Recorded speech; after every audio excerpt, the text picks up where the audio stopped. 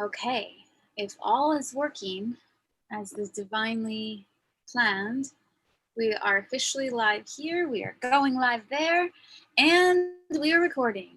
Welcome to Cosmic Conversations. I am Stacy Harder.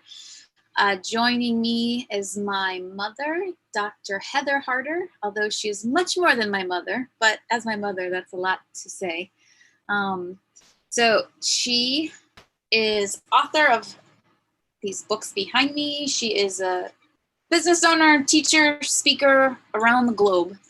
And I am blessed to have grown up with her insight and wisdom to bring me to where I am. I hope that you're joining us today. Welcome, subscribe. If you have any questions, you can put them in the comments and or join us live on Zoom. Again, my intention is that you join us, that this allows you to find all the answers that you're searching for and to be able to find a better sense of who you are inside, and that you may live with the love and light and the allness that you are. Okay, Heather.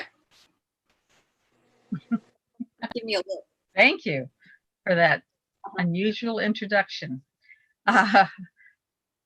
The reason why I've been having these Thursday conversations for years now, because people need a way of touching base with others of like mind. The more, and especially during this COVID time, we're becoming more and more isolated. We get less and less connected. And it's important to recognize that we are on this planet to create unity, the antithesis of what we're experiencing now with COVID. And so by getting together and having a chance just to talk and ask questions and stuff, we allow ourselves to connect heart to heart with people from all sorts of places and from all sorts of perspectives. And that's the good thing. As we move through this transition and we become more internally empowered, which is the having our point of wisdom coming from the inside out, we also become very much more diverse in our thinking. And we have been programmed to think that in order for us to be like each other or be in harmony, we have to have common thoughts, common beliefs. I've just watched lots of episodes about Scientology and what's the other one? Jehovah's Witnesses, where they mandate a common belief. But unlike those ironclad belief systems, as we move through this transition, we're actually going to have more and more diverse thinking. We're going to have more and more diversity of thought and not feeling like we have to be the same as everybody else. And so part of my presence here is just to remind you that's okay. You don't have to think like everybody else. You know, if you think like me, yay. If you don't, that's okay. Stacy and I have been doing this now for many months. And if you've been on many shows, you know that Stacy and I don't think alike, and that's okay. It's about finding your truth and what you believe. What I say is my truth is based on my 30 years of spiritual journey, my PhD, and my academic experiences, and all the different things I've done in my life. And that's what's sort of been the sum total of the creator of my belief system. Stacy's had her own experiences and her own belief system that's evolved. And sometimes we're the same and sometimes we're different, and that's okay. I'm not trying to make her a follower of my belief, and she's not trying to make me a follower of her belief. What we're doing is illustrating different points of belief so you can find your own belief system. That's really what's important. The first thing we do on these calls, which is, in my opinion, exceedingly important, is to call for truth. As we ask for things, the universe must give it. It's the universal law of this planet. Ask and it shall be given if you believe and if you allow.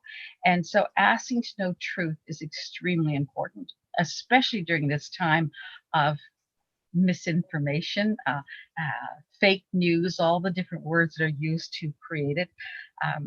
But it's really important that you literally keep calling forth truth, not only in your own life, but in our country, in our elections, in the world, that it's time that we call forth truth and ask for divine protection and guidance that we may know our role in this evolving process.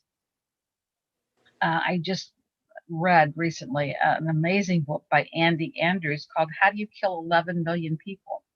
And it's a profound little book, very easy read, but it's a profound book that really documents how a handful of people were able to murder 11 million people during the Holocaust. And the basic tenet was to lie. The more we accept and imply that it's okay to lie to us, the more we're going to get off track. So it's time that's really important that you mandate your own truth and you only speak your own truth, because if I lie, I'm going to bring liars to me. We don't want liars. So we speak truth, we track truth. And then as we ask to know truth, we'll recognize, we'll resonate with truth. And then that which is not truth will just not impact us. So recognizing and allowing truth to be a part of our existence, and then protection and guidance, is really important. And especially now for our country, because we're at a pivotal moment. We have accepted the politicians' proclivity to not telling the truth for so long that it's become normal. And now it's just so blatant that we go, how are they doing that when 104% of the population have registered votes in a certain state? It's like, how can they do that when we have all these things going on? And it's because we have been okay. We've allowed, we've given, well, they're politicians. What the hell? And so now it's time to say, no one lies to me. I lie to no one. And that's the way the world is. And the more you get into that firm recognition and mandating of truth in your life, the more you're going to recognize not only the truth, but you're going to recognize what your role in this is as we roll out truth. Some of you may know that in years past, I ran for president. And so in my political journey, I was ridiculed for talking to dead people. And on one radio show, this disc jockey out of Iowa someplace was very sort of ridiculing that I would talk to dead people. And I said, are you kidding me? They're a large voting populations country. And he was sort of taken back. But this election has even made that even more so. And I think it's really important that we call in divine will be done.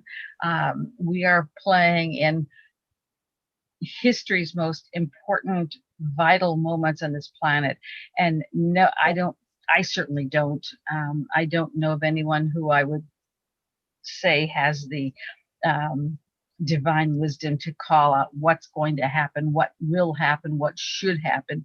But we all know that divine plan is at work, and that I personally trust divine plan. I call divine plan in, and then again, reinforce my role in that divine plan. So that's the first section of our gathering. Always ask for truth so that you're not fooled by someone. Maybe they're well-meaning information, maybe they're very intentional misinformation, but we call in truth. The second thing we always do is play with the light. We're here as light workers. We're here to use this tremendous energy that's available to us. Most of us have not been schooled in the use of light and the use of love. And so it's kind of a new process because we have a body that's a wonderful truth teller. As we play with the light, you begin to feel how it feels different in your body. And that's really the most important thing. If it feels good in your gut, yay for you. If it doesn't feel good, don't do it. Do something else. But the light is exceedingly important. I'm told from my spiritual context, light, love, God, all carry the same vibration. And so as we begin to play with the light, we literally put a ripple out into the universe that changes things. And so the more light that we use, the more light filled our world becomes. There's a reason why we have all those cliches about lighten up, be lighthearted, all these things, because light is literally the transformative power that we're a part of right now. So what I'm going to do is just ask you to go to your center. If you know where that is, fine. If you don't, just make it up, because your imagination is your most powerful and important asset. We are told we're made in the image of God. Image is the base word of imagination. I do not believe that we look like God or God looks like us. I believe we're made in the imagination, which is the creative thought process. So therefore, God creates with a creative thought. We create with a creative thought. And so when we set the intention to go to center, we are moving into that place of alignment with that power, with that divine energy that is our birthright. I like my center to look like a beach. I like beaches, especially now as it's turning into 30-degree weather in the Midwest. I like beaches. But you can make it look like anything or nothing. It's not important. It's the intention of going to center. And in that place of center, you are aligned with the heavenly energy as well as the earth energy. You are that pillar that bridges those two energies. You are here to anchor heaven to earth, and you do it through your intentions, through your physicality, through your power of light. So if you will, just go to light and just feel how it feels as it's just sort of like a lock turning into a tumbler, just like, oh, it just feels right as you move into it. And you'll feel a little bit more peaceful, a little bit calmer, no big lightning bolts from heaven, just a little bit at ease. And then we're going to ask all those of like mind at every level of existence to join us in this intention. Join us in this light. And again, we send this light into the earth. And since this is a special day of gratitude, as we send light and love into the earth, we're also sharing our appreciation for the role the earth plays in our lessons and our growth. So we just send this light and love into the earth, filling every cell in, on, and around this planet with light. And then we send this light and love out into the atmosphere. The atmosphere is a very important protective covering to the earth. Like our skin is to our body, the atmosphere is to the earth. And we're just going to love it. Let our love spread around the planet.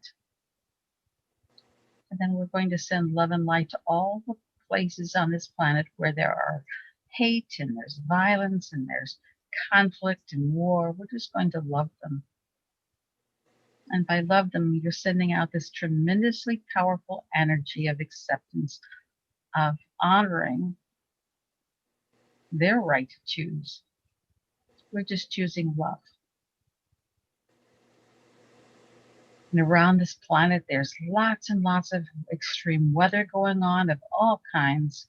Weather is the way the earth finds her balance, and we're just going to love all the weather patterns. And on this planet, there are a lot of beings, a lot of people who are choosing to manipulate the earth, manipulate the atmosphere, manipulate the weather for their own agenda. And we're just going to love them too.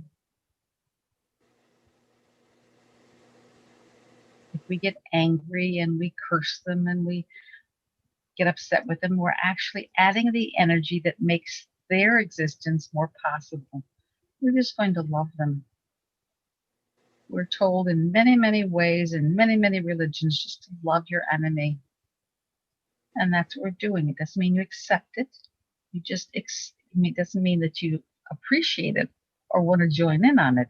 It just means that you accept it. Free will is the rule of this planet, and they can freely choose it. And as they do, they're also choosing the consequences of it, the cause and effect, the karma of that experience. We're just going to love them.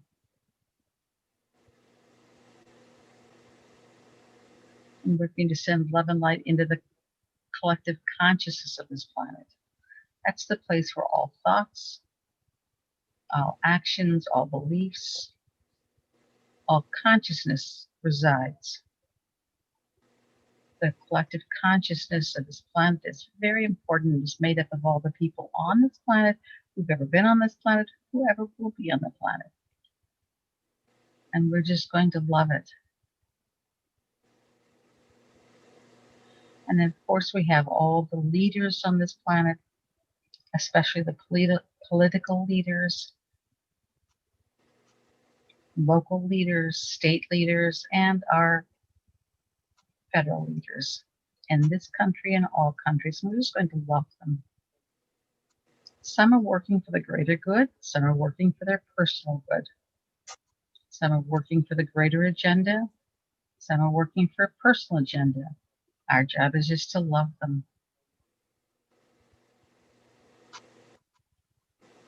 And all the influencers now with social media and regular media that comes in all kinds of forms. We have lots and lots of things that are influencing our thought process, influencing our beliefs, sometimes out of good intentions and sometimes out of manipulation and the desire to control.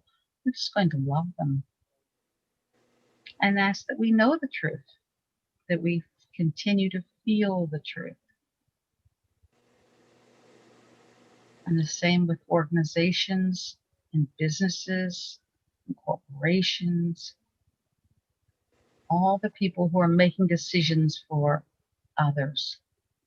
We're just going to love them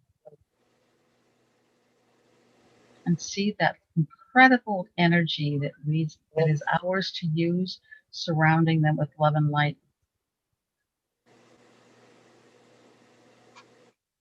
And then we're going to send this love and light to anyone who needs it or wants it. If you have people in your life who can benefit from it, please use it freely.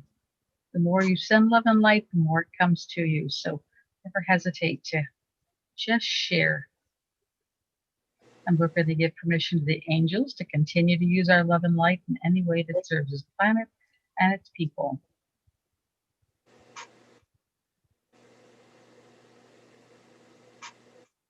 And then we're just going to open our hearts to receive, because universal law says whatever you send out must come back. So just open up your heart and allow this energy to come back to you. Feel it as it permeates every cell of your body.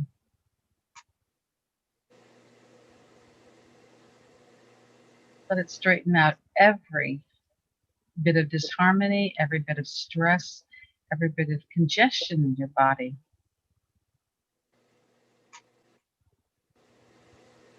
Let it go into each cell, restoring, renewing your DNA, the blueprint of your human design. We're going to ask the angels to bring your DNA back into its pristine original condition.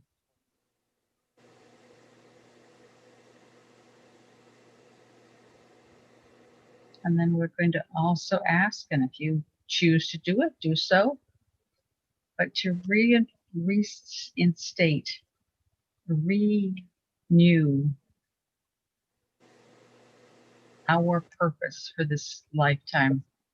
Help us recognize and revitalize why we're here now. Help us have the courage and the wisdom to do what we came to do. It's the wisdom and courage to be our greatest self, to live our biggest life.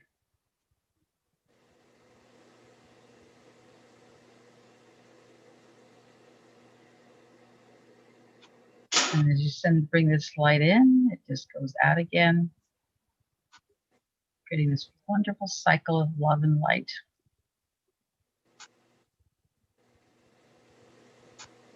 Just feel how your body feels as this lovely energy just flows through you and around you.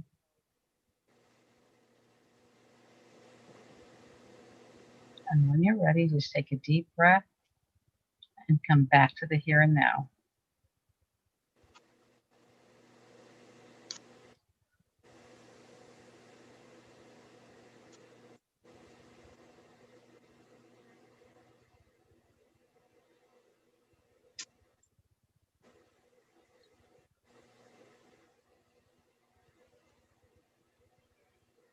like being there better. What? I like being in the love and light better. It's like the best. You don't want to come back to reality. Like that's more real. That's more. Well, that is reality. It's just learning how to integrate it into our daily life. But that's why we're here, to be our best self and bring it back into our world. So how long you can maintain that energy and that feeling is a testament to your energetic core.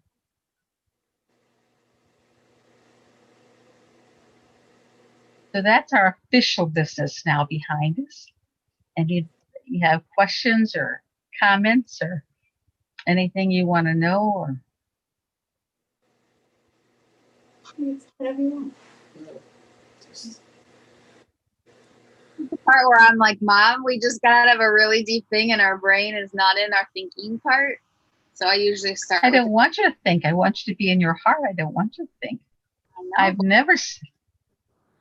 So just feel it in your heart. What issues are bubbling up? Okay, so when we're in this energy, in this vibration, the idea of even having a question is kind of like, nah. And so I find it takes a minute to get back to like, oh, how do we maintain this? How's that? That's a good question to start with. How do we maintain this? First and foremost is choice. Don't do the things that take you out of the energy and continue doing the things that take you in. So if you notice you're breathing slower, a bit deeper, continue to breathe slower and deeper. If you notice your body is relaxed, there's no tension, there's no muscles, continue to stay in that state of relaxation. That every time you do something that makes you feel less of this serene energy, immediately catch yourself and stop doing it. If you notice when you get into your head stuff and your head is thinking all these things and the to-do list and blah, blah, blah, that'll take you out of the energy. Stop doing it, bring yourself back. If you notice any kind of jumpy, harshy kind of energy or words or conversation will take you out of the energy, recognize it, bring it back. Just be mindful of the decisions you're making. Every aspect of your life is a decision you are making or have made. And what you're making, the decisions you're making in this instant will decide the next instant or the next minute or the next day. So just be back and making decisions that keep you in this place. Yes, Stacy, gentle. I want you gentle. Because you're talking about maintaining the energy, so you don't want to get into the harsh, get into the gentle. Just think about stroking a baby kitten. Just gentle. All right? So now I want you to say the question in gentle. Okay? Gentle. Gentle. Gentle.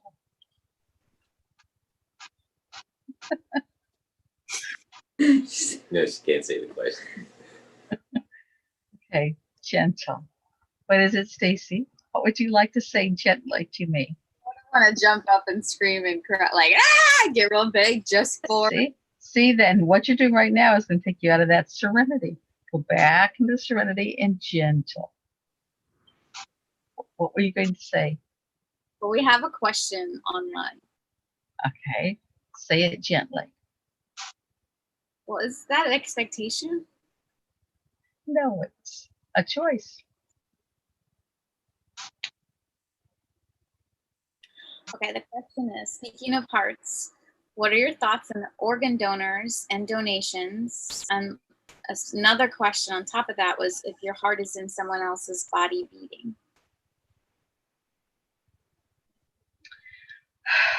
Well, there's just layers and layers and layers of information in that statement.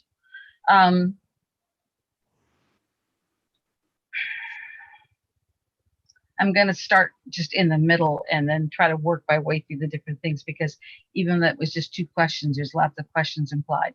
First, I checked the boxes. I'm an organ donor.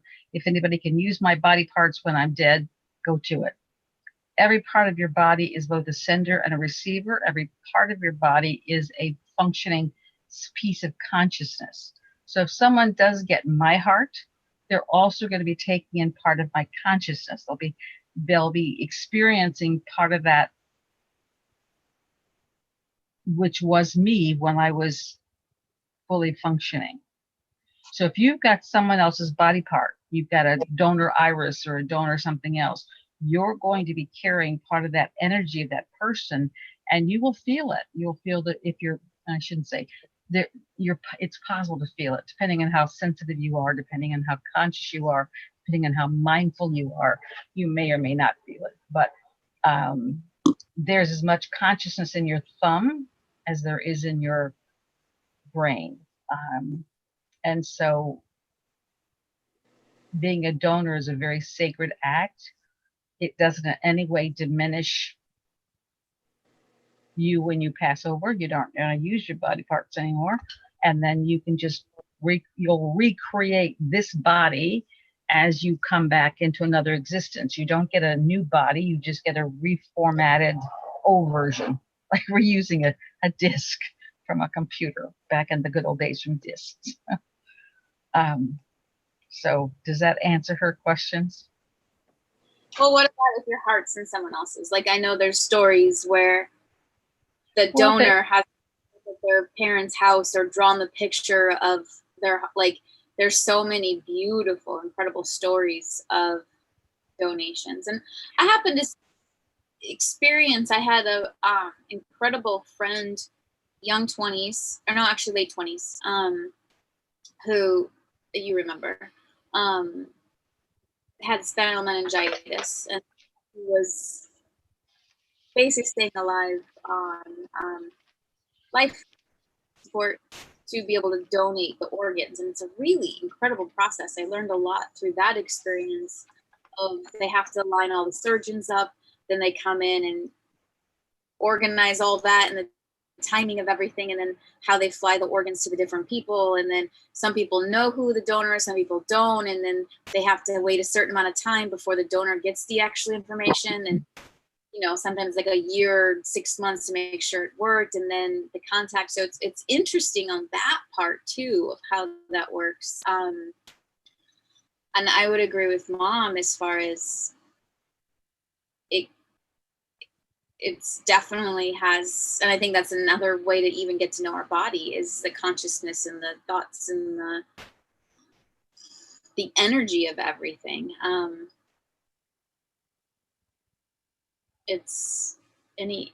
I was just listening to my heart during the meditation, and the question popped up in my head, so she was curious.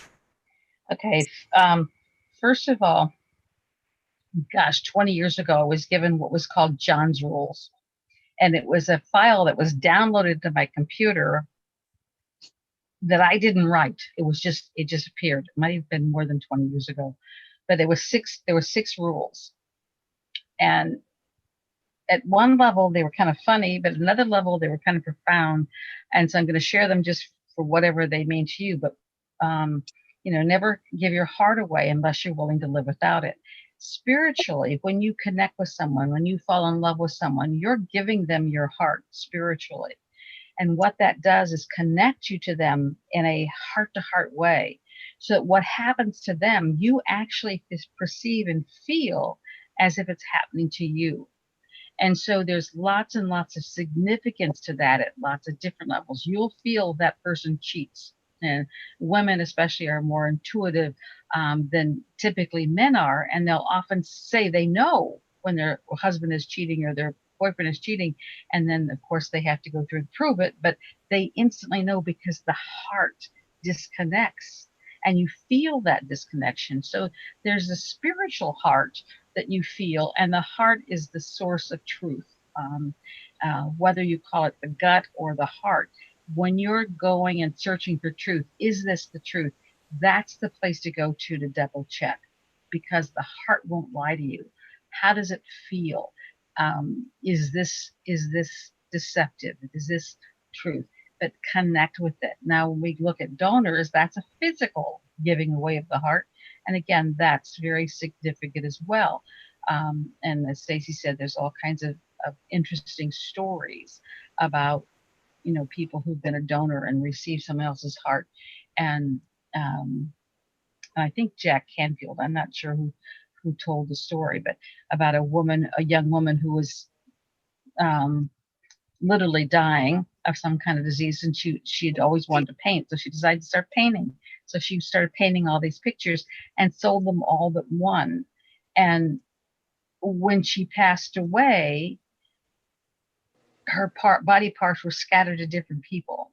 And the man who received her eyes came to visit the family on the weekend. This is a true story. Came to visit the family to thank them for giving him the eyes of their daughter that had died. And they were kind of shocked because the last picture that they hadn't sold was a painting this woman had done of the man who got her eyes. And it was, it still makes me cry, get chills. So I just think we have so many more connections than what we're used to dealing with or used to trusting, because as we thought in a third dimensional reality, everything that was real had to be able to be defined by our five senses. We have touch it, taste it, smell it, feel it, hear it. But as you move into the spiritual heights of fourth and fifth dimension, now we're moving beyond those five senses, and we're getting into the spiritual realities, the spiritual truths, where stories like that can have much greater significance. But I think it's just profound. I'm going to go ahead and tell you the other three John's rules. As I've said, that story kind of shook me up at the time, but never give your heart away unless you're willing to live without it. And that's true. If you fall in love with someone, man, you got to be willing to give up a lot. 2, never put a laptop on top of an erection. Okay. And it's truly, if you have your mind in one place, then don't distract with something else. Be fully present with what you're doing. The 3rd is never smart off to someone who's holding a glass of water. And then never have for breakfast yesterday's dinner. And so at one level, they're silly, and another level, they're quite profound. I offer them to you for your own enjoyment, but they played a significant role in my journey. Well, it was teleported into my computer. I didn't type it up. I didn't channel it. It just, boom, it was there. Go ahead, Stacy. I was saying I happen to love leftovers, so for me, that's like the best. I got homemade food for me waiting. I love it. Well, but if we're talking metaphorically, it could mean, once something is gone, let it go. You don't hold on to it. You don't keep churning it. You don't keep, chewing the cud on that issue. It's just when it's over, it's over. Dinner's gone. Now be fully focused on breakfast. So, but whatever it means. Has his hand up. What? There's a hand. Yes, Dwayne. Well, it's interesting on this deal with transplants and whatnot. There's a book out called The Body Keeps the Score. And I haven't been able to read it yet. I've been busy reading Joe Dispenza books and stuff like that. But our body, like our heart, has its own brain, and our brain. But there was an instance where a woman received a heart transplant from, she didn't know at the time who it was from, but she started having nightmares of being murdered and chased in the woods and murdered. And she brought it up to the doctor, and she got really curious of whose heart she had. And it turns out it was a murder victim that she received a heart from. And through that, she was able to identify who killed her. And they got a conviction. Wow. That just gives me chills from the back of my spine all the way down from the top of my head. Woo. So that, there's that energy. Our body keeps that energy, like, someone who suffered trauma, And let's say maybe you were were going through a difficult time in your life, and let's say you were working at a certain place, and when you were going through these things, 10, 20 years down the road, you're been away from that place for years and whatnot, but you come into another situation where a smell will hit you and it can throw your body right into that depression, you know. And I learned about that and I picked up on it and doing a lot of shadow work, because your body retains that unless you clear it up, and you got to I do a lot of private sessions with people, and in there we're working through lots and lots of issues. And I was working with one woman for chronic constipation. Okay. And so and I'm guided spiritually what to do and how to do it and whatnot. And I started literally connecting with her bum. And I was amazed that every aspect of your body has a consciousness that you can connect with and that you can communicate with. So as I communicated with her bum, it took back to when she was about 5 years old and she had been raped. And that was the protection. Her body just sort of closed up. And it was about going back to the trauma of that experience and having her work through it so that she could literally consciously work with her body to release what didn't serve her rather than just hold everything very tight. And she was able to, you know, work through it.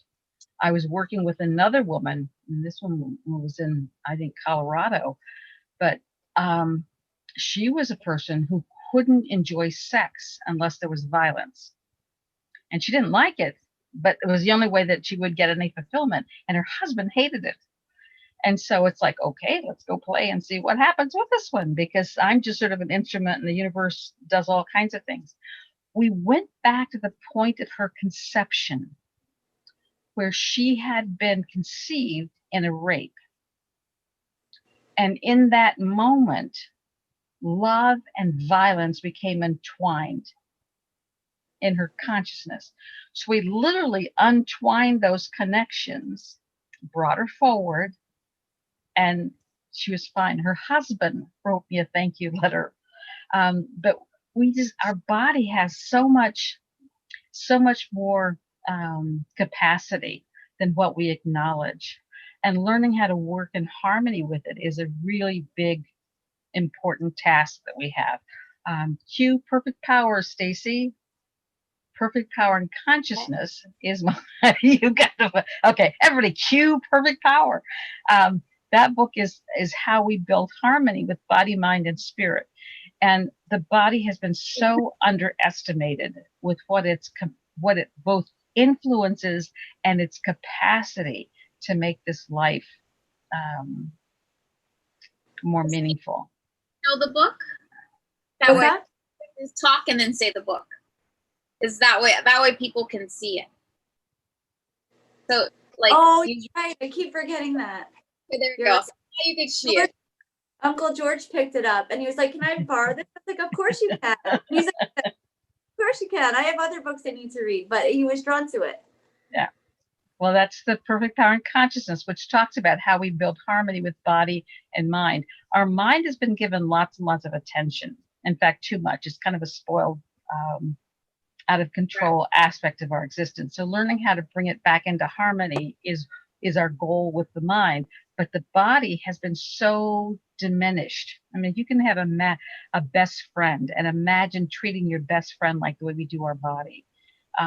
We curse it, we blame it, we criticize it, we do all these things, and then we expect it to function for us. And that's just not possible.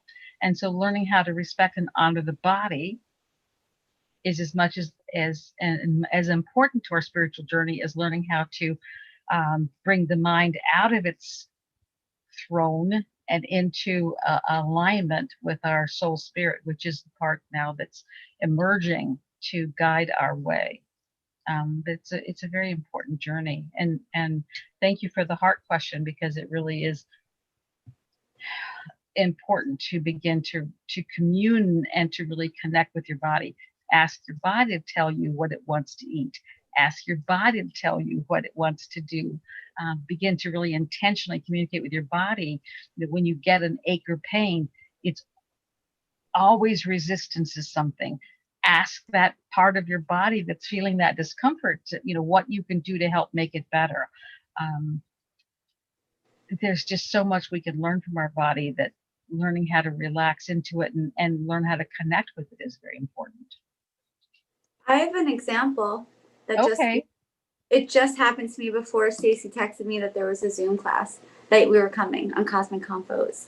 So right before the call, my cousin, we called her to wish her happy Thanksgiving. And I don't know, we started talking about we just started talking about what was going on. And she called me an extremist because I think that we should be like living our lives. And she called me an extremist, and I literally had a big knot in my stomach afterwards. And I was like, oh, it's because I feel like I just got punched in the gut. And then that's what I realized what it felt like, that's what happened. And then I just released it through then whatever, my phone rang and I was like, oh, Cosmic Combo is perfect. And well, and remember, for you and your journey, you've always given other people's opinion more weight than your own opinion. You're learning how to switch that now, but learning to recognize when other people say something to you, how it physically affects you, and then learning how to neutralize that is sort of the lesson you're in now. Eventually, what they say will be water off a duck's back. I mean, and I think that's also super important, that right now, this pause and reset is literally, in my opinion, it's absolutely divine and part of the grand awakening. Like, we have to stop, we have to reset, we have to change our for us to be able to start to ask questions.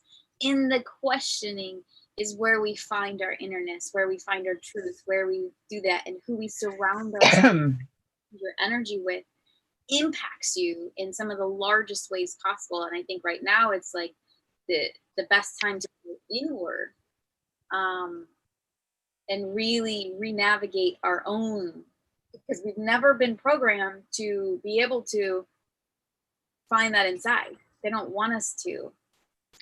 And I'm going to reframe that, because I don't like the term to pause and reset. I don't think that we're resetting. I think this is the transformation that we're continuing on. And sometimes we think we're stopping and then redefining, that we literally back ourselves up for a bit.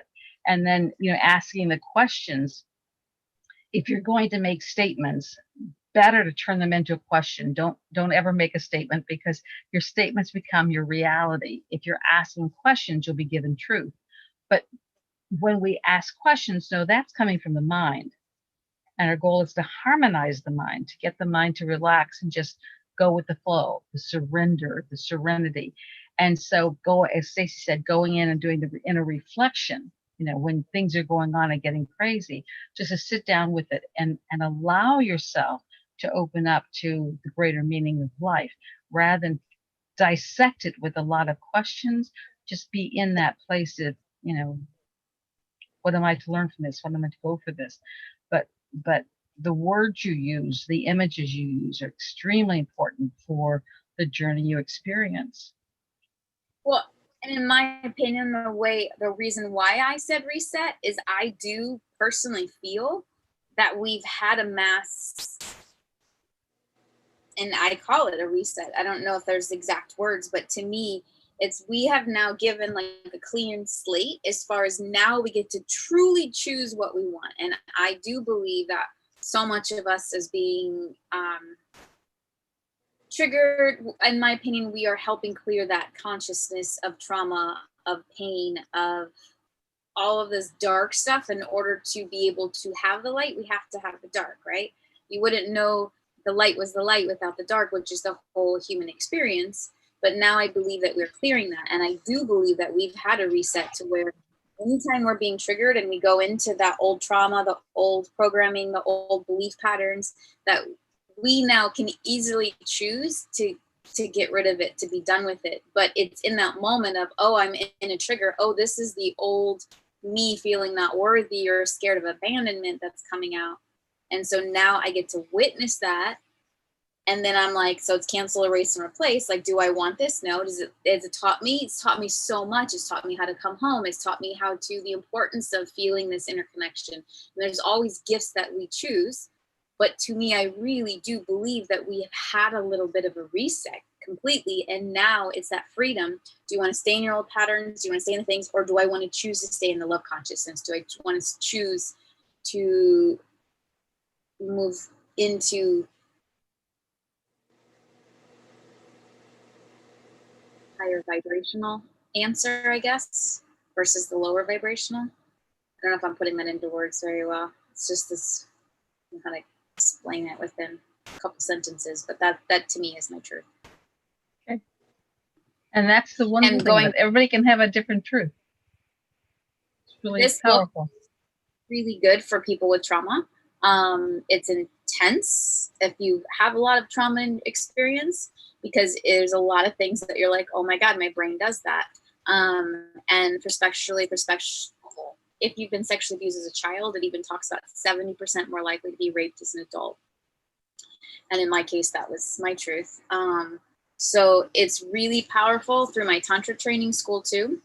His wife was a graduate that came back to one of my trainings, and she did a really special trauma. She's a psychotherapist, and we had a very incredible trauma training through her, and it's beautiful. So one thing I'd like, we'll do a quick thing if that's okay, is if you feel like you're being traumatized or you feel like you're in this response of panicky, one of the first thing I would do is recommend going into your breath, slowing down your breath, taking deep breaths in, really filling up the belly. But a simple thing that you could do is one finger and one thumb. And it doesn't matter which and which, because we're going to practice both, but I want you to do it so you can get the feeling. But you put your thumb inside your fist, right? And then you put your finger inside your fist. Yep. And then what you'll do is you'll squeeze. I'm going to make it a little bit bigger so you can see, but then you squeeze. Yeah. It's like your little fist, but one's a thumb and one's a pointer finger. Okay. Okay. And then when you got it, right, then you'll go back and forth and squeeze. So left, right, left, right. And it doesn't have to be that obvious. I'm doing that just to show you. It could be like you don't even necessarily see it. But one of the things that's doing is it's actually stimulating both your left and right side of your brain. But this will help take you out of re-traumatizing yourself. I'm going into a deep thing just lightly. That's but also that's also the energy you do when you're milking a cow. I was just going to say that. See, we're the same thing. So that's what you do. Switch it. It doesn't matter which hand is which, right? So if you have the thumb and the pointer finger, then just switch it around so you can get the feel of it. But you can do this if you're fighting with someone, if you're in a meeting at work, you're under a lot of stress and anxiety. Just do this with some deep breaths that really will help calm you down. It takes me to the barn. I want to milk a cow. Another exercise along that line that you could do in order to sort of calm yourself down and get yourself into that serenity is just to hold each finger, and you hold it so you can feel the pulse in that finger. And as soon as you can feel the pulse, go to the next finger. Where do you feel and then the pulse? You'll just feel it in your hand. You'll feel the heartbeat pulse. But it caused you to go into this, internal state, and will do away with any external stress at the moment too. Thank you. Thank you. Thank you. Thank you, Stacy. So, Dwayne, have you spent a lot of time milking cows? Yeah. In my younger days, I milked a lot of them.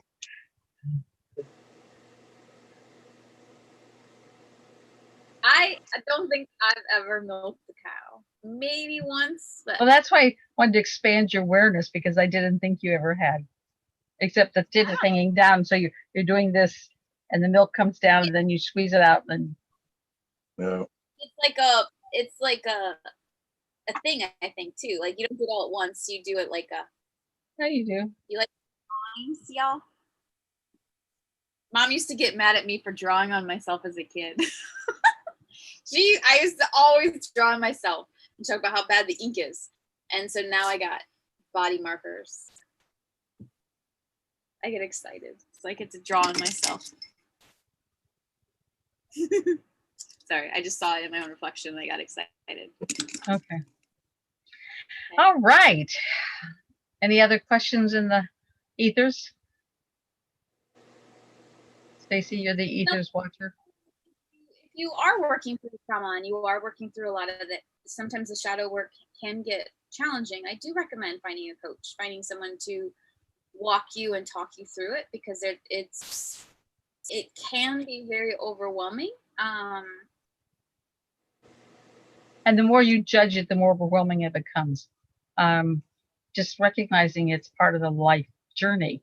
Your body holds on to all your unresolved emotional issues. It literally holds on, and it'll hold on from lifetime to lifetime, because again, this is a reformatted version of every body that we've ever had. So different things that you're dealing with this lifetime can be from other lifetime, but this is a cleanup lifetime. So we have to deal with the stuff that we've been putting off. And so just literally tuning in and harmonizing and balancing the body is extremely important. Yes, Stacy? So if you come back and get the same body, what happens if your heart and your kidneys and stuff are somewhere else? And then does that person... Well, it's like if you were, you may have died in a lifetime at 10 and you were a little teeny body. We come back the next time, you're a 600-pound body. You just create extra. I mean, it's not like you're limited to only those cells. You create, you format whatever, you imagine whatever it is that you want, but it's like a team. Just as you have your the analogy I use is like these drama teams, the troops that would go from place to place, and they would put on different plays and things. And in this city, they're doing this play, and this guy is the heroine or the hero, and this one is the villain, and this one is the mother, and this one's the child. Then they go into another city, do a different play, and everybody has different roles. Well, that happens. So the people that you spend most of your time with, especially as a youth, are people who've been in your lifetime before. But the body that you have is a consciousness that is here to serve you as well. So you have a body consciousness, you have a mental consciousness, and they sort of go through these experiences with you, but they don't go in the same shape. They don't go in the same format. Your personality is pretty much consistent. So there's the personality ego that you have in the beginning kind of will, and there's no linear pattern. So it's really hard to explain. At least I find it challenging to explain. But the body consciousness is a consistent body consciousness, but you will, like a dressmaker, that says, okay, I want this, and I want you to add some beading around here, and I want you to have a big skirt. The designer will lay out what the thing looks like, and then they'll pull in the fabric to make it so. Well, the same thing happens in your lifetime. In fact, in Perfect Power, I talk about remembering designing this body that I have. I literally have very clear memory of saying, okay, I want this, and I want this, and I don't want this, and I don't want that, and literally choosing this body. And I wanted something sturdy and healthy. I didn't want a waistline. I didn't want high maintenance. I wanted just sturdy and easy. And that's what I have. Thank you, body, for being very healthy, and it served me well. Your mind consciousness follow you into each life as well? Yes. Not follow you. You're it's not like trailing you like a bridal veil kind of thing. It's just part of your journey.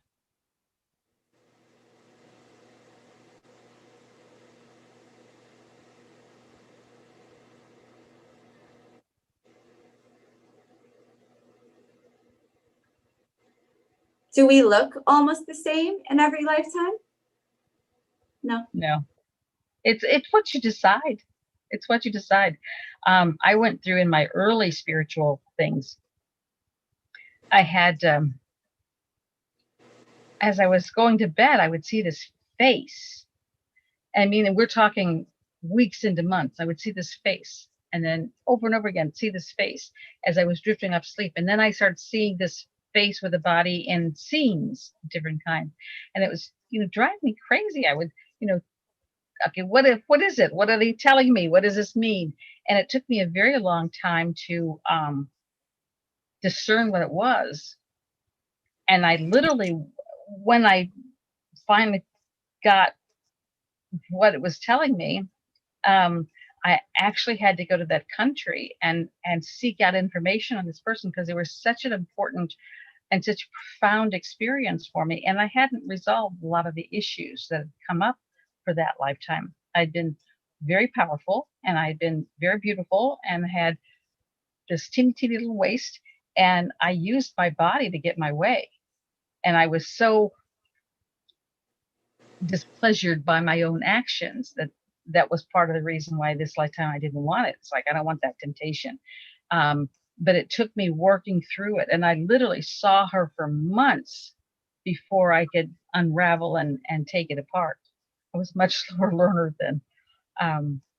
But I don't look anything like that person, except I knew everything that person knows. And so this lifetime, you may I was working with one woman who was she was a female attorney. She had been the head of the Women's Bar Association, or whatever it was. She was very much a women's rights thing. And so when we were playing and went back into some other lifetime, she had been a real male chauvinist pig. And so in this lifetime, she was here to rectify some of the things that she'd done in the past life. Now, that male body appearance didn't look anything like her in this lifetime, but the lessons, the experience and stuff that she brought forth were very much relevant to this lifetime. So yeah, you may have been polka dotted in some lifetimes. And of course, we're just talking about the lifetimes in this planet. We've had lifetimes in lots of different environments, lots of different experiences where we looked very different. So is that part of what happens, like when you are eye gazing with someone and their face morphs and you can kind of see their different faces? Is that you just tapping into like the energetic field or your past lives with them? Or it could be both? Well, as Emerson said, eyes are the window of the soul, and they really are.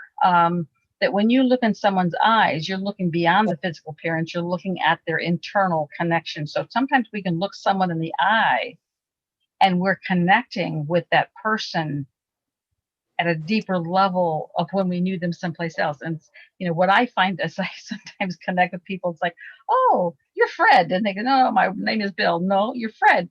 And so it's really hard for me to change names because I knew them in other lifetimes as a Fred. And so as I connect with their energy, I'm still connecting with the Fred energy.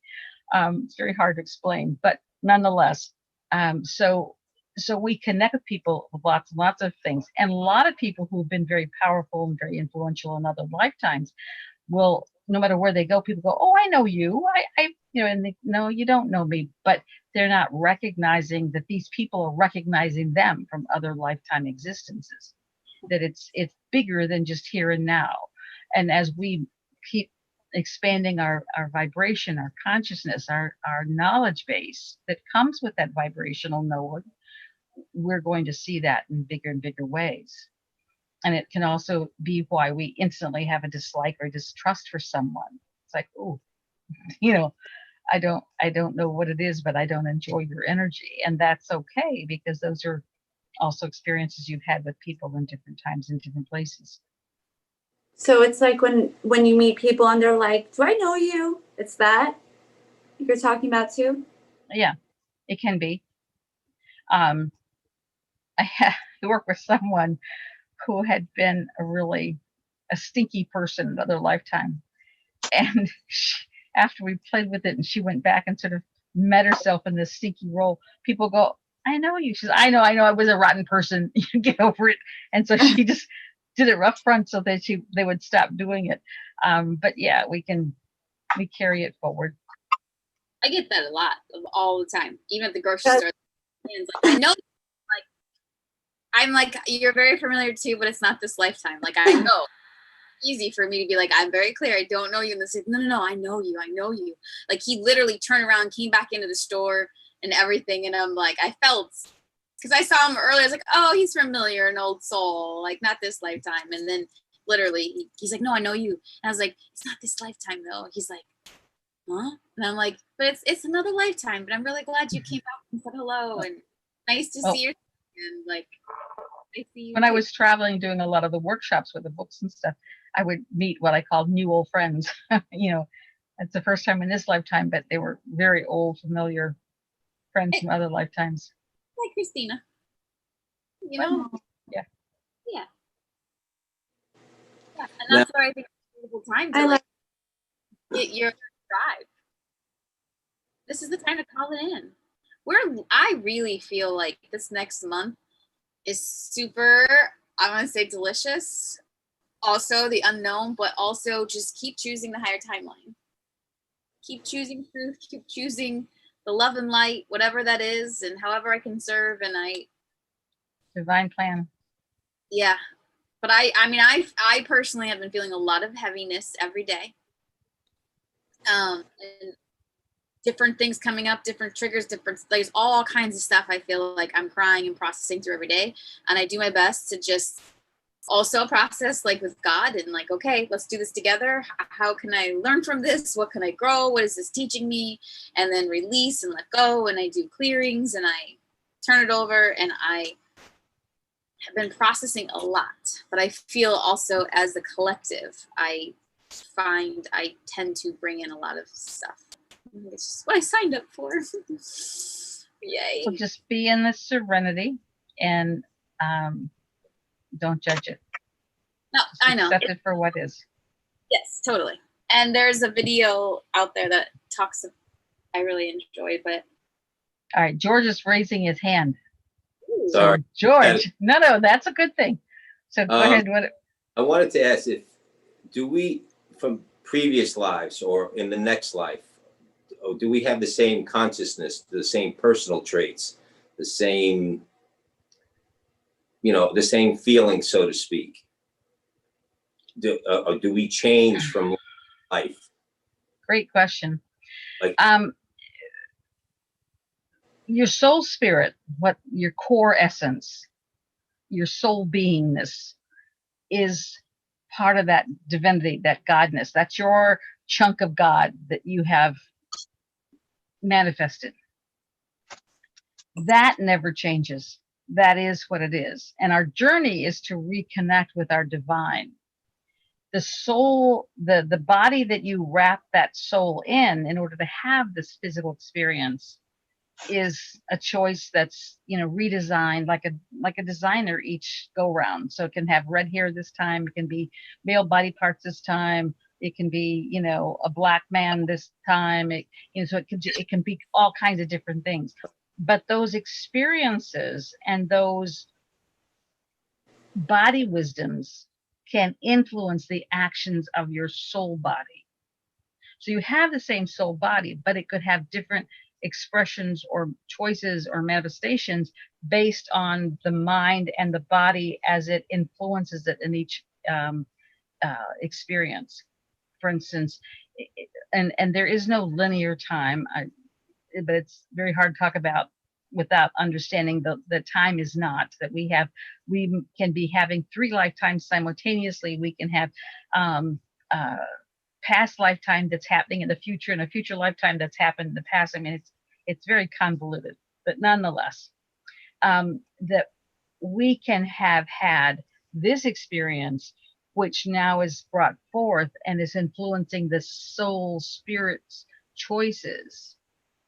But the soul spirit hasn't changed. It's still that soul being essence that's pure divine.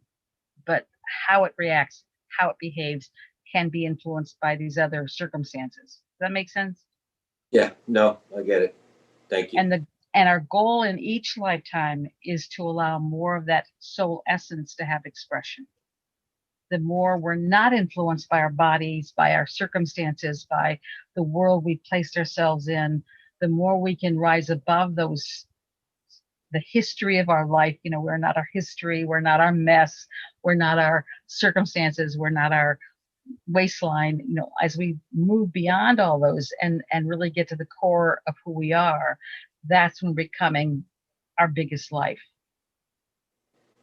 Okay, So thank you. thank you.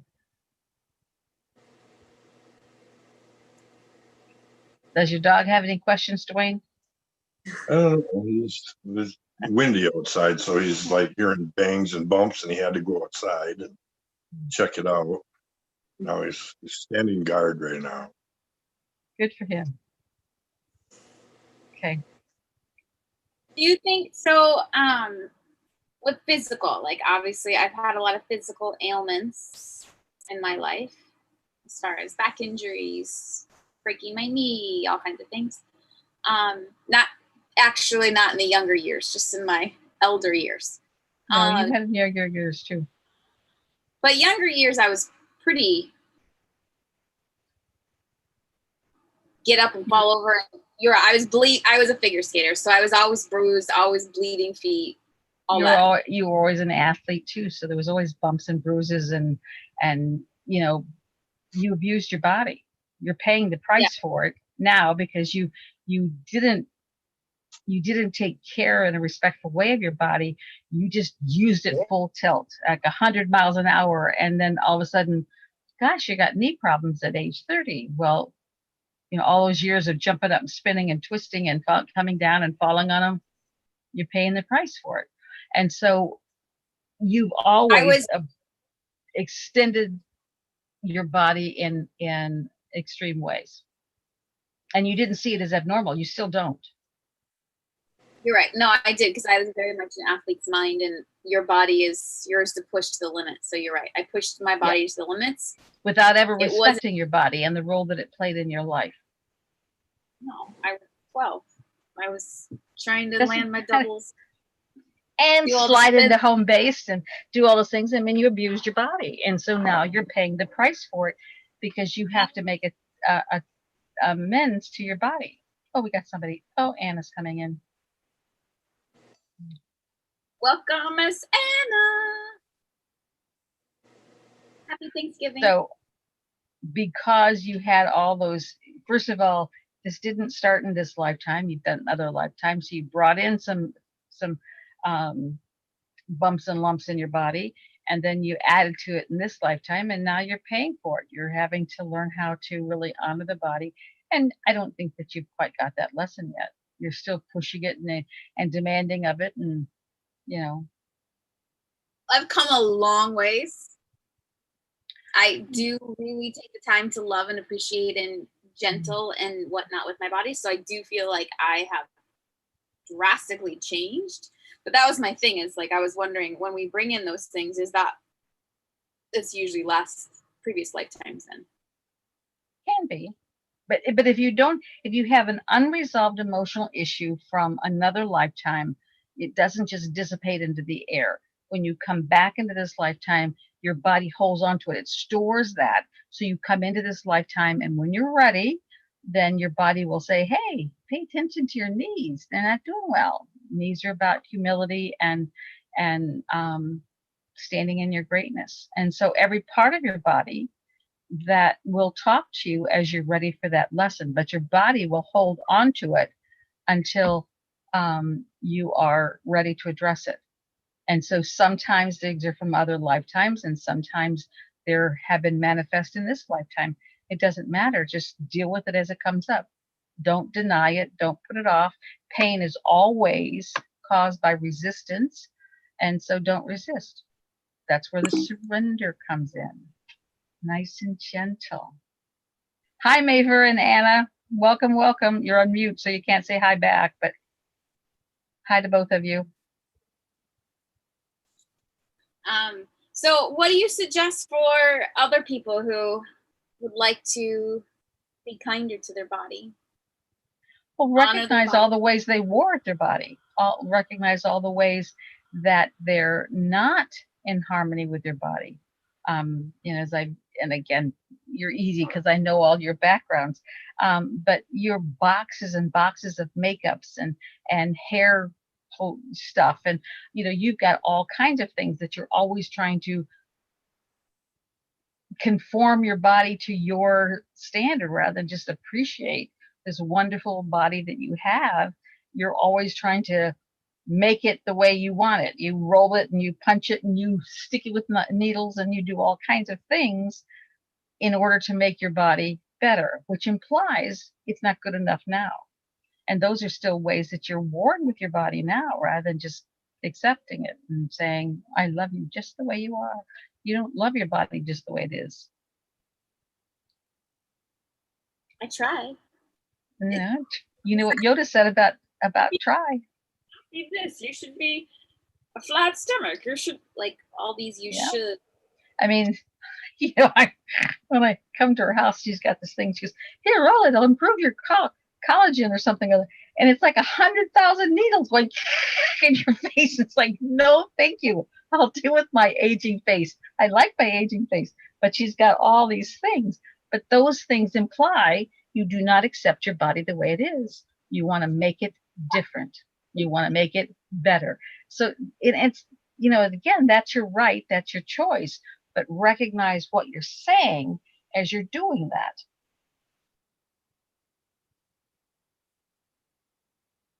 But isn't that considered a healthcare routine? No, it's not. Healthcare is not poking yourself with 1,000 little needles. Healthcare is brushing your teeth, bathing. Those are hygiene habits, and those are good for you. And you do that because you honor the body. But when you're doing all these other things, and again, you don't have like little, you have mega. So be nice. Well, I'm trying. That's why I'm slowing my words. It's okay. That's your right as a human being to do those things. But when you're asking me about it, then I have to tell you the truth because I love you, right? So, hi, Maver, and hi, Anna. If you want to unmute yourself and ask a question, we've sort of been mostly dealing with body and body consciousness. They've been on IG. So. Oh, so they know. Oh, good. Okay. Anna came in. And Dwayne raised his electronic hand. I'm so impressed. I like the finger better, though. You like what better? The finger better when you're going. Okay, this one. Yeah. Okay. Getting back to that, like you're taking care of your body and stuff. One thing I've learned, a lot of times people with repressed trauma will tend to get things like fibromyalgia, thyroid issues, and stuff like that. I was accident prone really bad. It just be things out of the blue that wouldn't even normally happen. I broke ribs, broke wrists, broke my neck, had a lung taken out, part of one. Those are serious. Oh, serious stuff. Nothing. Yeah. And me questioning whether I need to go into the hospital or not. And a lot of that in these last 3 years, I've been doing a lot of just research and healing and going and finding out that when you start going in and healing that past the trauma and stuff like that, that those things tend to correct themselves. Because this is 3.5 years now, and I haven't had a major accident. It's really funny because the other thing is it's held in the body, and if you don't deal with it, it's almost like your body, subconsciously is distracted. It's almost like some of your senses aren't functioning all the way. And the other thing is too, a lot of the doctors and stuff, they want to give you pills, whatever, and what I found, you know, is going inside, dealing with those traumas and working through them and seeing where they come from. I have a lot more clarity and more present. The other thing is too, is we can use like nature, like barefoot grounding. I got into that about 2.5 years ago. And I don't take any medication. I'm off blood pressure meds. I'm off cholesterol meds. I don't take, they had me on this stuff I hated. It was for a broken neck. I had really bad nerve pain in my neck. And they had me on this stuff, Neurontin, gabapentin, and I didn't like how it made me feel. I quit all that stuff before I started the barefoot grounding. And, but I just, like for pain, I would just take Advil, didn't do a whole lot. But since I barefoot grounding, within a week's time, my nerve pain that I used to get down in my shoulders disappeared. I feel I don't have the aches and pains I used to, you know, because our body, you know, the earth has negative, it pulls out these negative ions or vice versa, or something, how it all works. I even made myself a mat for in the wintertime when it gets too cold to go outside barefoot. But just 20 minutes a day is all you have to do. I like going out for hours. But when you start healing those traumas inside, you know, whether it's, you know, sexual assaults or child abuse or any of that stuff, you start going into that and start looking at it and healing. You're healing your body, the physical body, when you heal that emotional body. Yeah, it's the only way the body can truly become healed. And your spiritual body too, when you heal that. It's like everything works together. You know. I've gotten some insights when you're talking. Would you mind if I share them with you? No, go ahead. Well, it just energetically, as you were talking, I saw this little boy part of you that was pretty harshly treated at times. And somewhere, either in this lifetime or other lifetimes, you internalized that you weren't very worthwhile. You took a lot of negativity on. And in that, your accidents were the way you punished yourself. You beat yourself up for not being good enough. And so as you begin as an adult to recognize, I'm good enough, then you stop needing the accidents. But it was really a form of self-punishment. And you know, you took pretty extreme measures. Yeah, that's that inner critic. They call that the inner critic, you know, but no, you're spot on. Yeah, I mean, I've worked through all of that, you know. Yeah. Well, exactly. what I saw when you're talking about is like this little 4 and 5 year old boy who was very, very much, you're very sensitive and you're very loving at the core essence of who you are, but you weren't in a world that really appreciated or supported that. So you were kind of bewildered. It must be you that wasn't worthy of getting what you were wanting. And so do as you do your walk, imagine taking this little boy out and reassuring him that he's perfect the way he is. He's even better than perfect. He's divinely perfect. So thanks. Because I own chakra centers for 20 years, I mean, I still see lots of people in these little bodies that I played with for so many years. And you know what? A lot of the stuff we see playing out right now in this world and how people are reacting to in fear, a lot of that stems right back into childhood. Their insecurities or their where they lash out, you know, they're not looking at what's really going on. Well, I think that this is, you know, we all get to make decisions based on where we are and what we believe, but it's made that the separation of the world is very, very clear. Those that are choosing to live in fear and self-protection and, you know, I got to look out after myself because these bad people are going to get me, versus those who are knowing that everything's divinely perfect. So I'm happy to say I'm one of the ones who say everything is divinely perfect. I don't have to protect myself from the germs. God does it. Yep.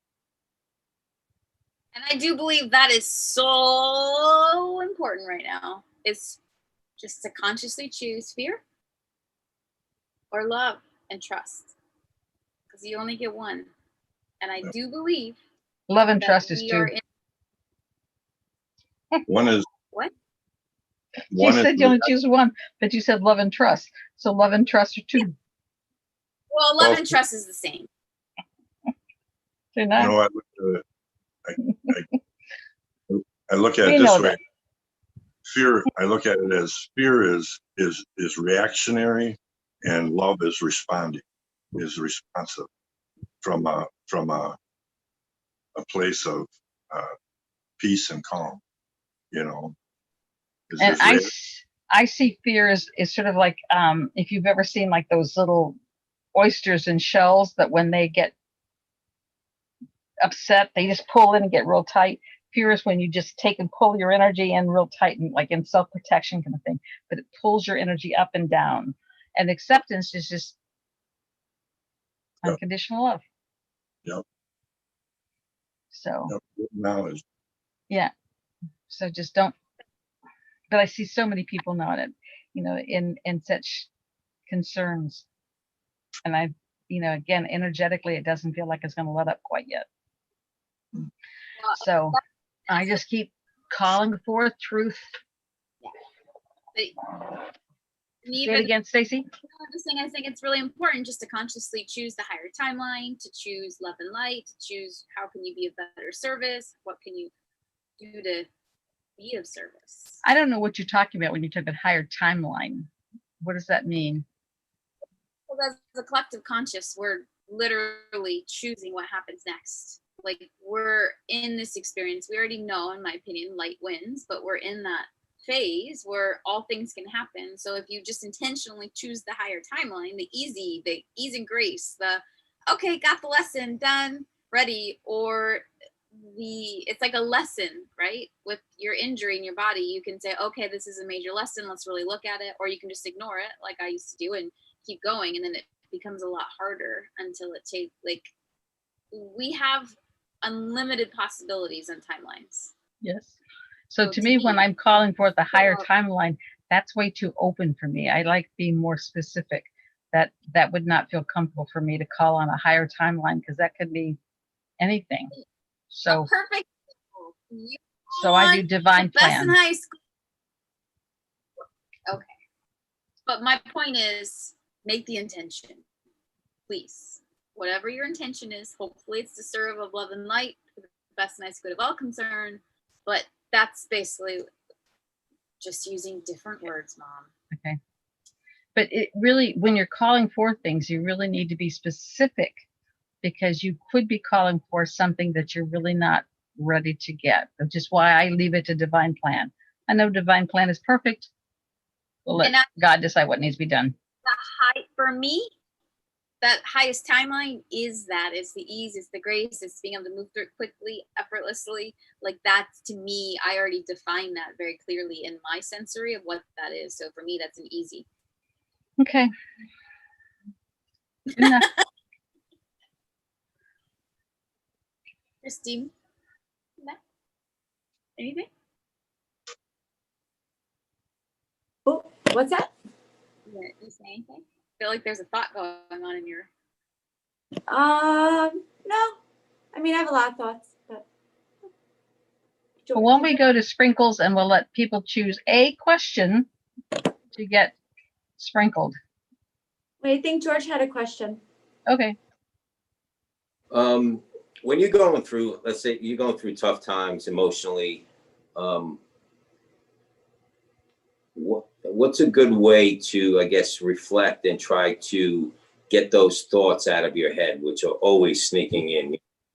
Trying to control them. I always say, all right, I shouldn't have thought of that. I should, stay a little bit more positive, think positively. When you're going through the shoulda, coulda, woulda, it's never productive. It's never helpful for you. So as soon as you hear yourself doing the shoulda, coulda, woulda, stop yourself immediately. And then there's lots of options. Just look at being grateful. When I was in Egypt, and Egypt has been a great teacher for me, but on one of my trips to Egypt. I was in a taxi, and you have to be in Egypt to see the traffic. It is nightmarish. They go a million miles an hour. Where there's 3 lanes on the road, there'll be 6 cars abreast, and it's just crazy. And so I'm going over this bridge at a zillion miles an hour with this taxi driver, and the cab stops dead. And the cab driver goes, Alhamdulillah, which is Egyptian or Arabic for like, praise God, yay. It's a celebratory kind of word. And I said, Right. no, not Alhamdulillah. We're stopped in this traffic that's whizzing around us. This is not Alhamdulillah. He goes, oh yes, this is very good. He said, if it didn't happen to us, it might happen to someone else. We're fine. God's taking care of us. We're lucky this has happened to us. And I'm thinking, what a mindset. What a mindset that Right. says it's going to happen. Thank you for letting it happen to me. And so if you can find your own Alhamdulillah in there and be grateful and recognize that this is really powerful for you to develop your character, your soul, that's another way of moving through it. I tend to think in terms of like, when we came to Earth as a volunteer, we joined the Army, but some of us are in like special forces training. We're getting the worst of the worst in order to build that many more skills and abilities. So when life hits you with some real challenging lessons, think of it as the Green Berets or the Navy SEALs, and you're getting specialized training, and just be grateful, because it's all designed for your growth, and it's all designed because you're going to need those skills that you're developing as you move through this experience. We're not even close to getting through the uglies. So you're developing the skills that you need for this process. I see Dwayne's finger. I saw it. Okay, Dwayne, what's your question? No, I was gonna kind of, if it's okay, kind of answer his question a little bit from Okay. what I've experienced. You know, it's that inner critic talk. You know, it's where we're self-critical, and what I've learned, you know, just a simple example. It's like, let's say you just happen to turn around and knock your glass of milk right off the counter, and all of a sudden you say, oh, you dumbass or whatever, you know, you're talking to yourself, and that came from somewhere, you know. And what I've learned is I don't even do it anymore. But it was, you know, I was always cutting myself down when I messed up or made a bad decision or whatever. But if you go and have self-compassion and have patience with ourselves and reframe it, you know, where is this coming from? Why do I feel that way? You know, and the other thing is like, give yourself, cause you know, like some of us, we were brought up that we had to be perfect, you know. My family it was law enforcement, and it was like living in a military boot camp, and it was just, you know, and there was like no slack, you know.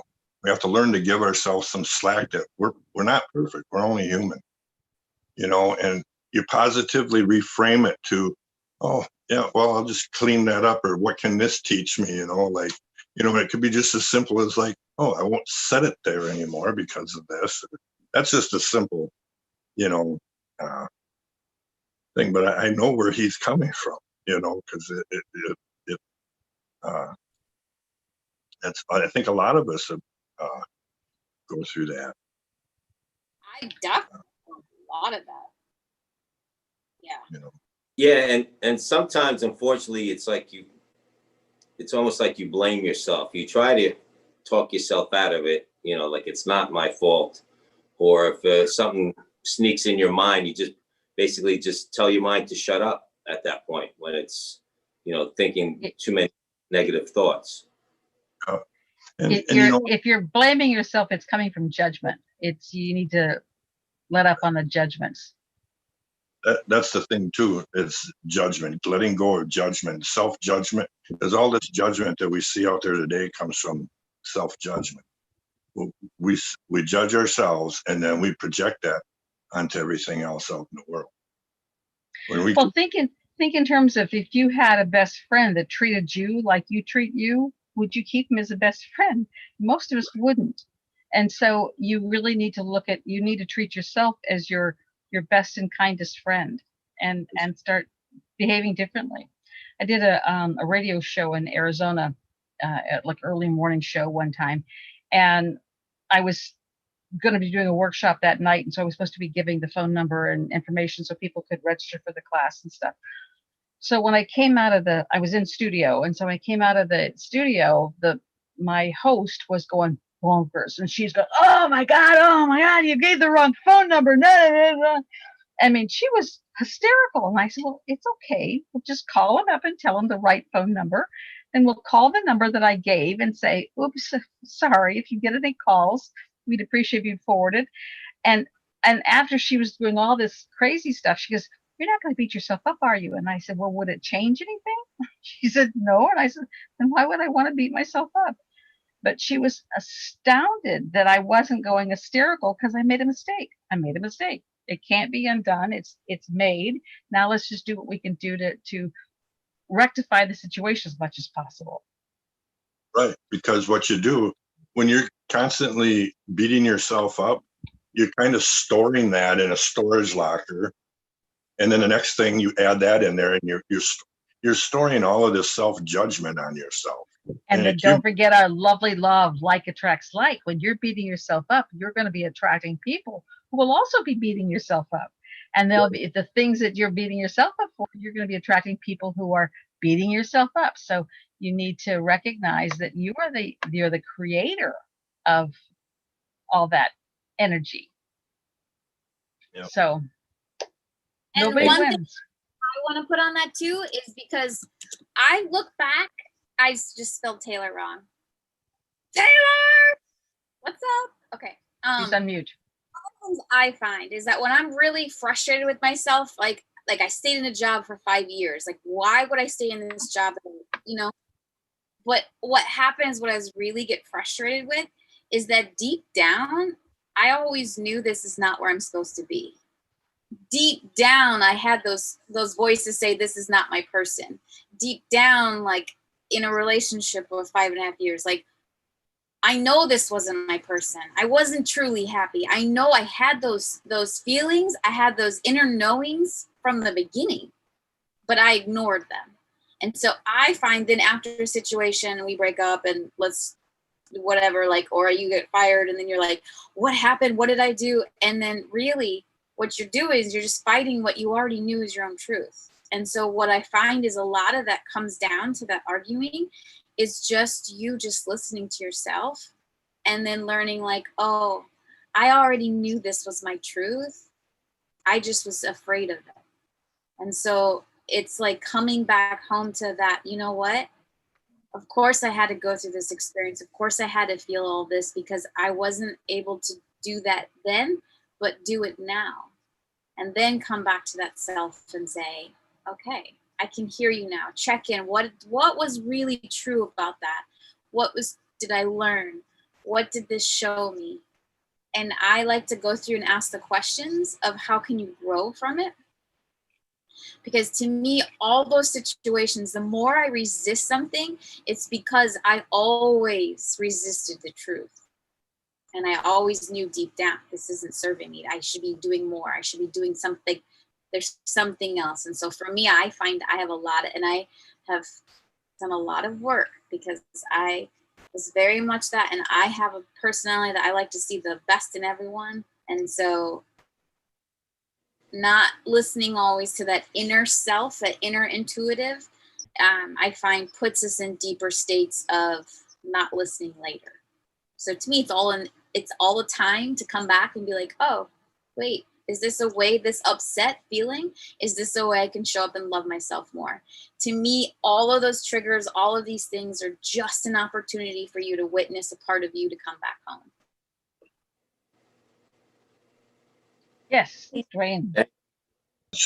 Stacy just reminded me of something that a mentor has taught me, and on how to get to that place as far as your worth and stuff like that.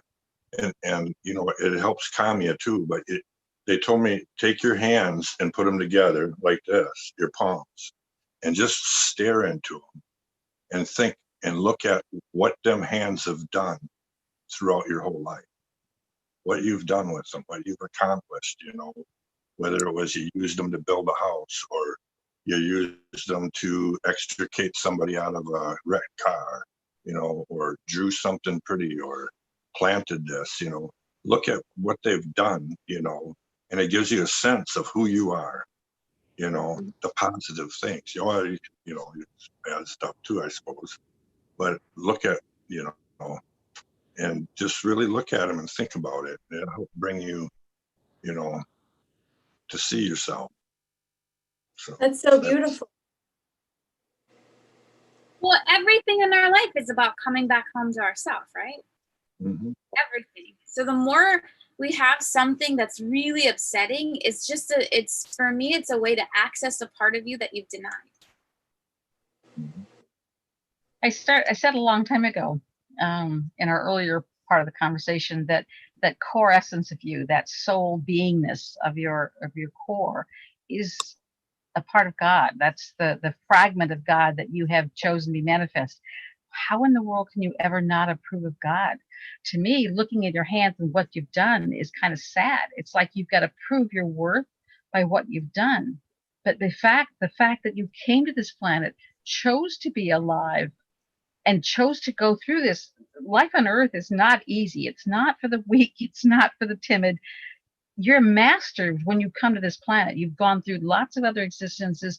This is a place for masters. And the fact that you're a fragment of God, whatever part of that you got, that you are God, God is you, you have to see the worth in just beingness. You don't have to have done anything. Just breathing, just showing up is enough. So I would suggest that just look in the mirror and just look at yourself in the eyes, literally connect at that soul level with yourself and say, I Another love one, you too. just the way you are. Yeah, that's another one too we talked about. Yeah, just, you know, Looking, this, you know, but, and you got to realize, you know, a lot of this stuff, you know, like the looking in the hands or looking in the mirror, these are tools to help you get back on center, you know, back to your center locus of control in a sense. Because I mean, some people, you know, have gotten so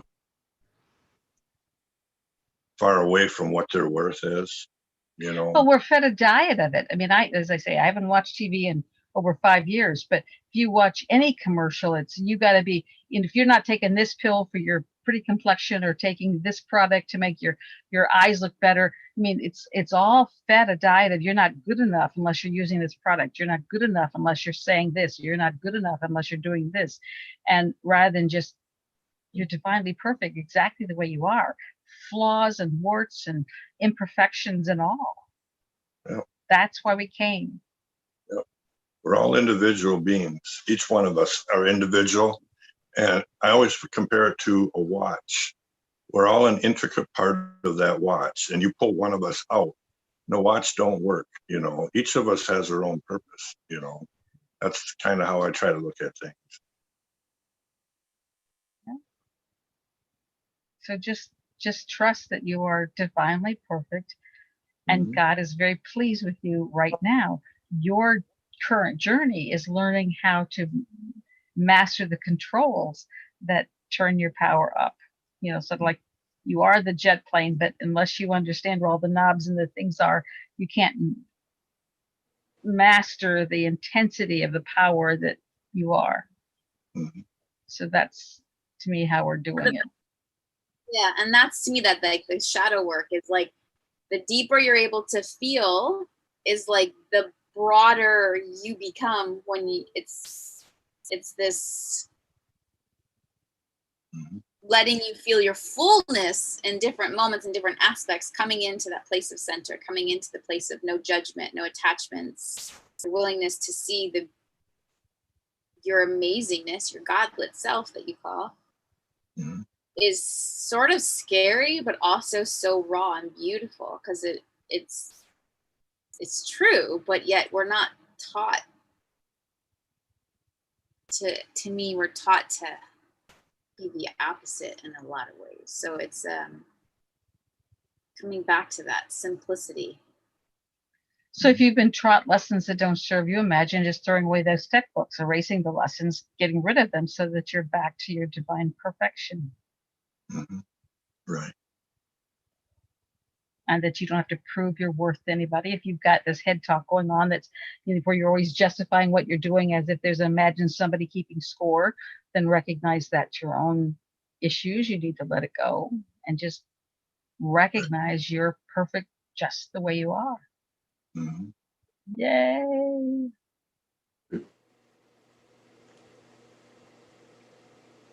Taylor, welcome, welcome. Maper, welcome, welcome. You're on mute, but if you want to say something, feel free to unmute yourself and jump into the conversation.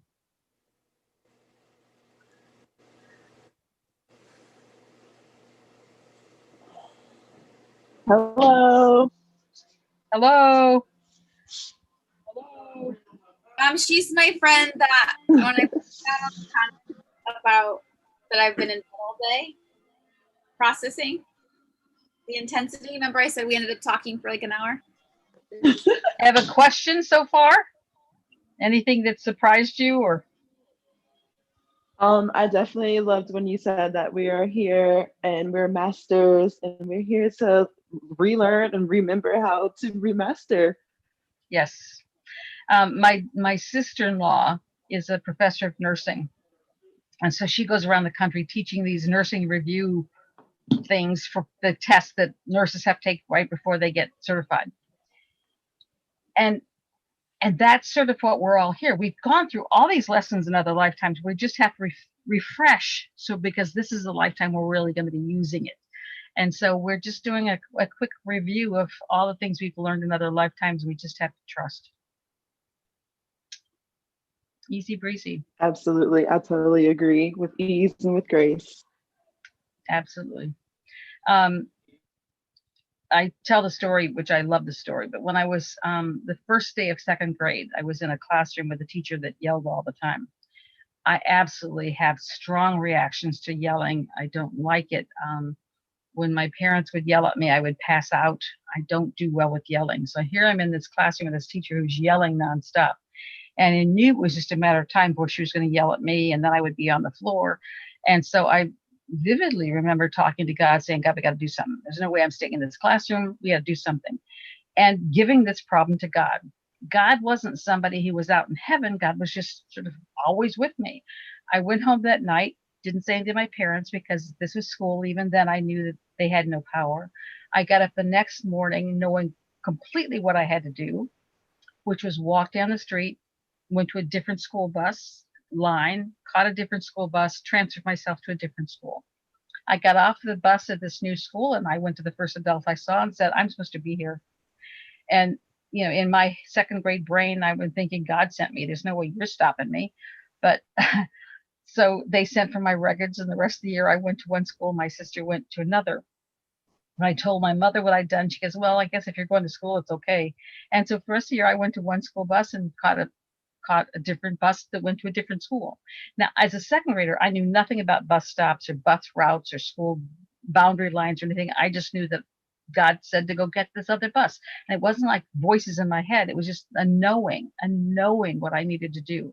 And through my whole life, I've had that knowing when I needed to do something, what I needed to do. And I trusted it. And I think that's my power, is I trust this inner knowing. So many people, if you don't trust yourself, you don't trust that inner knowing. And then you get yourself in some pickles and you're like overwhelmed by them rather than knowing how to get out of it, because you've got this infallible partner through your life experience. And so the more that you can recognize that you are a great being, you are a divine creature here to make a difference for a planet that's struggling for survival. You are here to help transition a planet from one state to another, and you do it through your beingness, not through your actions. The more you could just be in that love, be in that surrender, be in that trust, be in that love energy that we started the experience with, the more you're doing everything you can do to help transition the planet. So that's our journey. That's our journey. And I just get to remind people. Thank you for reminding us. My joy, Taylor. Thank you for joining us. Maver, you haven't Absolutely. said anything. Anything you want to add or?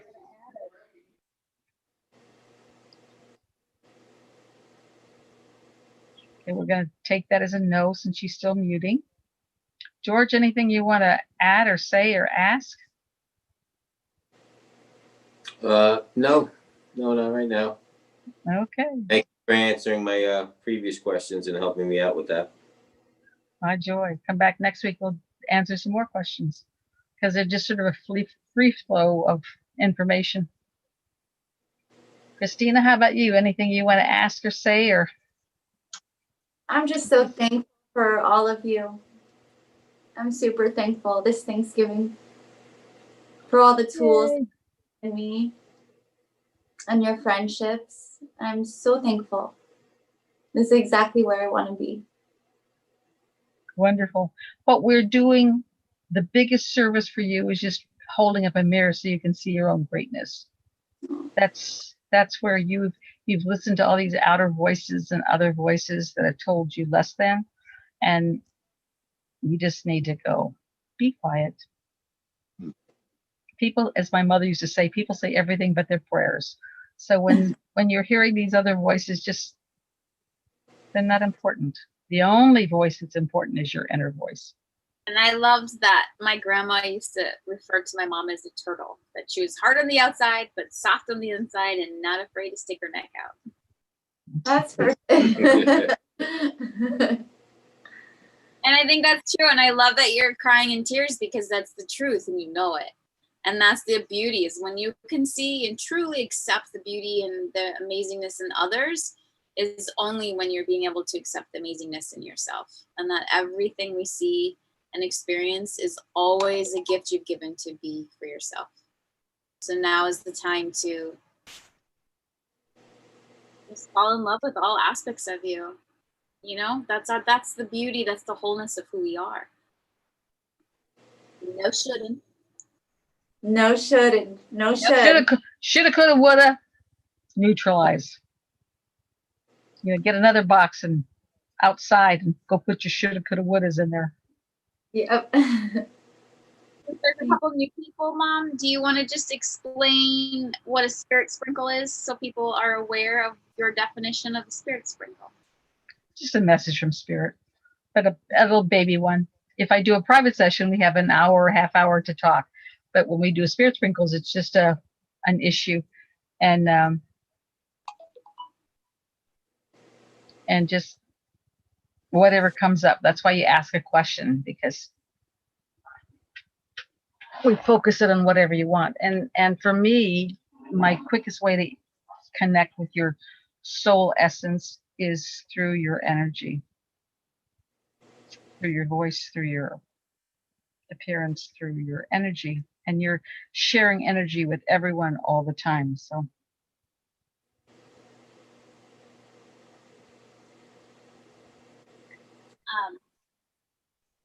Mayfer put in the comments. Today it's been a week for my dad's, I'm guessing, I don't know what that is. surgery. And I'm a little tired, but happy to see he's getting better and to be here with all of you. Yay. We'll send lots and lots of love to your dad too. And she does for his journey. Yes, yes, very much. Send lots of love and light. If you want to watch the replay, the replay again will be on YouTube as well. If you ever want to go back and redo the meditations or whatnot, feel free. And subscribe. I've got 15 subscribers to my YouTube channel. And Mom's first book, Many Were Called, Few Were Chosen. 16. I read it by chapter. Did you, wait, what? You have 16 subscribers. I subscribed this week. Woo! 16. I don't know. It's exciting for me. I got 300 or 400 subscribers on Instagram. I posted like 3 things in my whole life. It's like, what are you subscribing to? I'm terrible on this. But on Facebook, I've got almost, well, at 5,000, they cap it. when it's a private page, and it's like, I'm a lousy poster. What do you guys? You must be desperate. Kind of amazes me. No, you I just keep don't saying, understand how it works. But What? it's if you're active on it, there's actually some really fun things that happen with it. But we're still working on you. Okay, we're working on me. Yeah. In fact, pretty much all of you that are here in this moment right now are actually came through my Instagram. Yay! I just want to take a moment and actually, You can follow me on Yay. Instagram too. yeah, You don't have to be real busy. I just think that's real special to be like, Mayfair even came from Instagram. Like, yes, Yay! I just feel like I was saying earlier to Taylor, like this is one of my favorite days of the week because it just makes the week make so much more sense. It just makes me kind of refreshed and coming together with the tribe and the questions. And obviously I also get my lessons with my mom. But it's a very special place. And so if you're new to this, we do meet every Thursday, same time, same place on Zoom, 4 p.m. Pacific, 5 p.m. Mountain, 6 p.m. Central, 7 p.m. Eastern in the United States time zones. And we do it on YouTube and on Instagram as well, on Stacy's channel. Although Esme went to think my phone went dead, so sorry, Instagram. Didn't know my phone went. Well, the meditation was the most important part anyway. So, Yeah. All right. Anybody have a question they want a spirit sprinkle with, or a question for I anything do. else? Okay, Yes. Taylor. Okay, so All right. First of all, been- because you're new and I'm not seeing your face, what I'd like you to do is just start by saying your name, just your first name, and then hold that for a second, and then ask your question, because that allows me to connect to your energy. Hey everybody, I'm Taylor. Okay. And my question is basically how in those more turbulent moments, sometimes it's a little bit harder for me to tap into the fact that I have a choice, to remember that I have tools. And I guess what I really want to know is, how can I remember that easier? Not All let right. that First of come all, out you're of my using gut. way too many words. Just recognize that every word you speak is an energy output, like a mile in your car, you're burning gas. And so you spend a lot of your energy in a non-directional way. So that's the first thing I'd say is very important for you, is just learn how to say it and then be quiet, because energetically you can spend your fuel out here or use it for direction. And for you, it's not about tools or techniques. It's remembering who you are. You have been exceedingly powerful. And I say were because you're relatively young in this lifetime, but in other lifetimes, you have mastered many, many, many aspects of their divinity. And this is a lifetime about remembering those skills, not learning how to do X or Y, or say a mantra or light a candle. It's remembering the power that you represent. And so for you, I would say spend time, as little as 5 minutes every day, just going within and bringing that energy of who you are to the fore. And that will get you much more progress than reading a book and developing 3 ways to do X or 4 ways to do Y. Because for you, it's not going to come that way. It's about remembering who you are.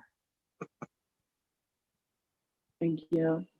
Again, physically, I have no idea what you look like, but in the lifetime that I'm looking at from another lifetime, you were an exceedingly tall, really tall, powerful woman. You what? I'm 5'11". Okay, well,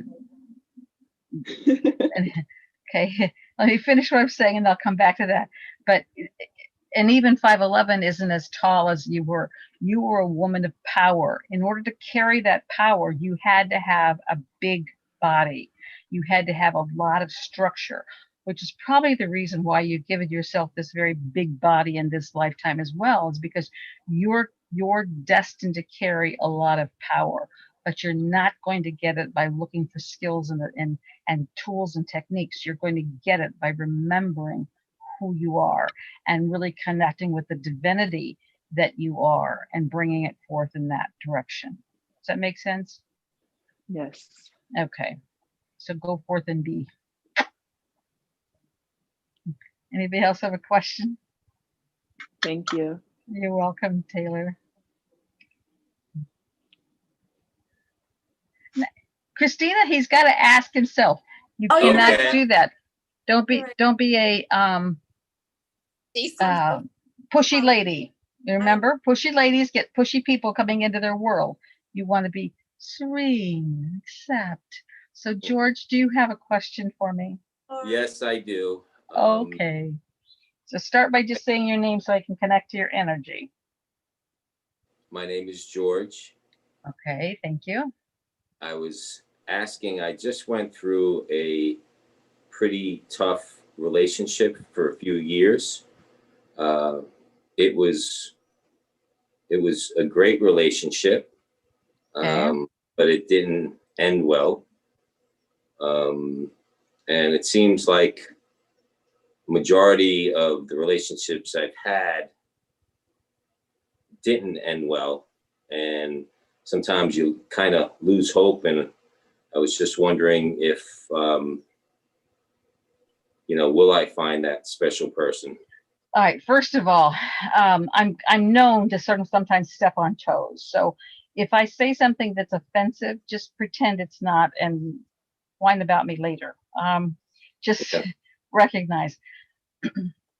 And you and I know this is the first time I'm meeting you, but I'm going to tell you, as I connect with you and like your relationships are little sides on your energy, and I use analogies because I don't have a language for energy, but that's how I perceive it.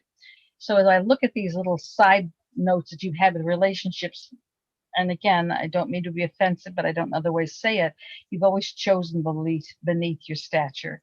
You've always chosen safe relationships that were not nearly equal to your potential.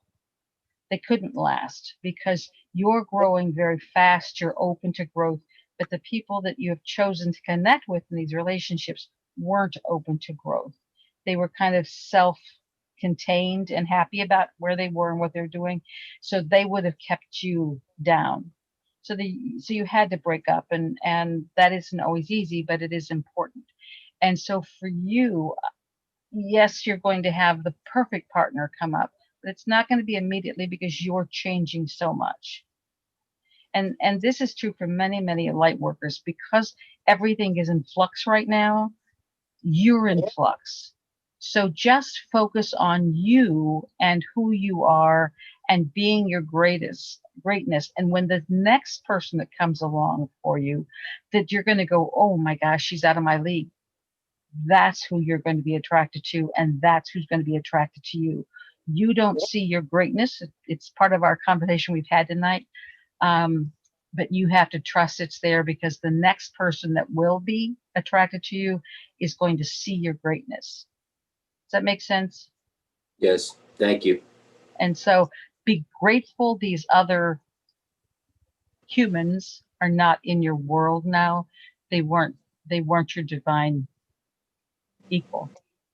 And as the Bible says, we have to be equally yoked, which means in a relationship, we have to be going together at the same speed, the same direction, and they weren't. And you knew they weren't, but now it's time to just get yourself going in your direction, and then the right person will come along and be equally yoked. Okay?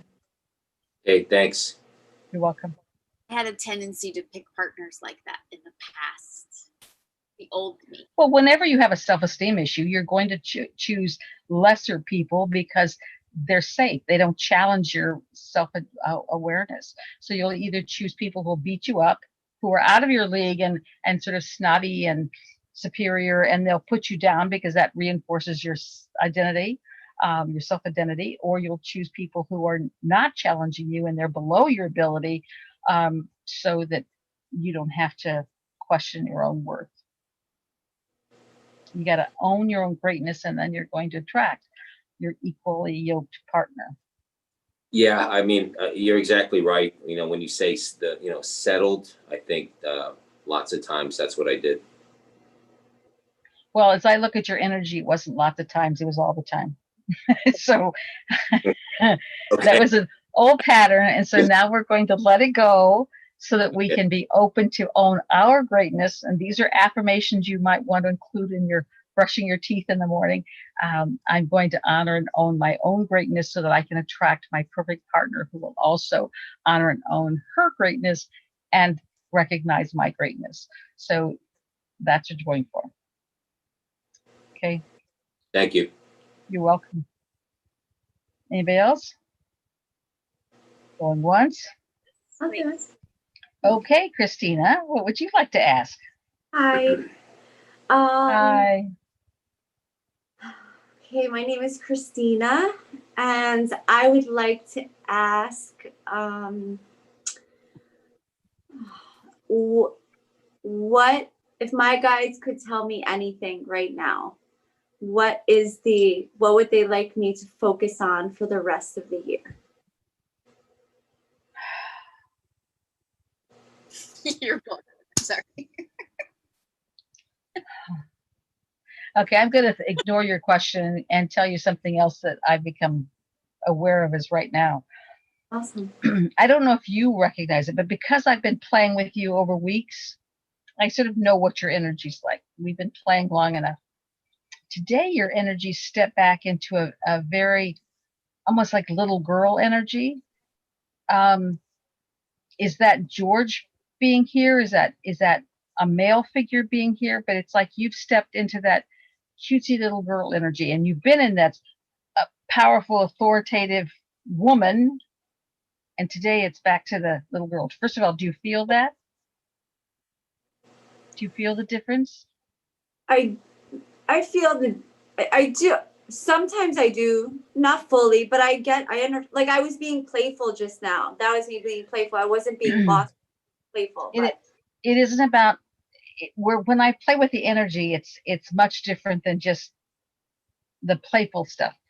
But yeah. you need to look at with the little girl energy. Is that the way you've gained approval? Is that little girl energy, that being that cute little girl, was that the way she got her way? There's some role that little girl played in your existence that you bring her back when it's either warranted or convenient or needed. Yeah. So I would investigate that little girl aspect of you, because it doesn't serve the greatness of who you are, but it must get a payback from something. People don't respect my opinion in my family. So I guess I just stay that little girl if I'm around my family. Okay, now that makes sense. Little even though I'm 40, like they don't let me grow. They won't let me grow. So it's like I have to play that role if I'm around them. Christina, it's not about anybody else. It's not about what they allow you to do or not do. It's what do you choose to do? Those circumstances are there, but how you react to those circumstances is uniquely you.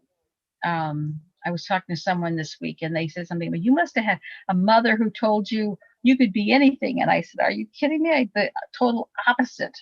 My mother thought I was crazy. She didn't want me to go back to school and get my PhD because I would have more education than my husband. She knew he'd leave me.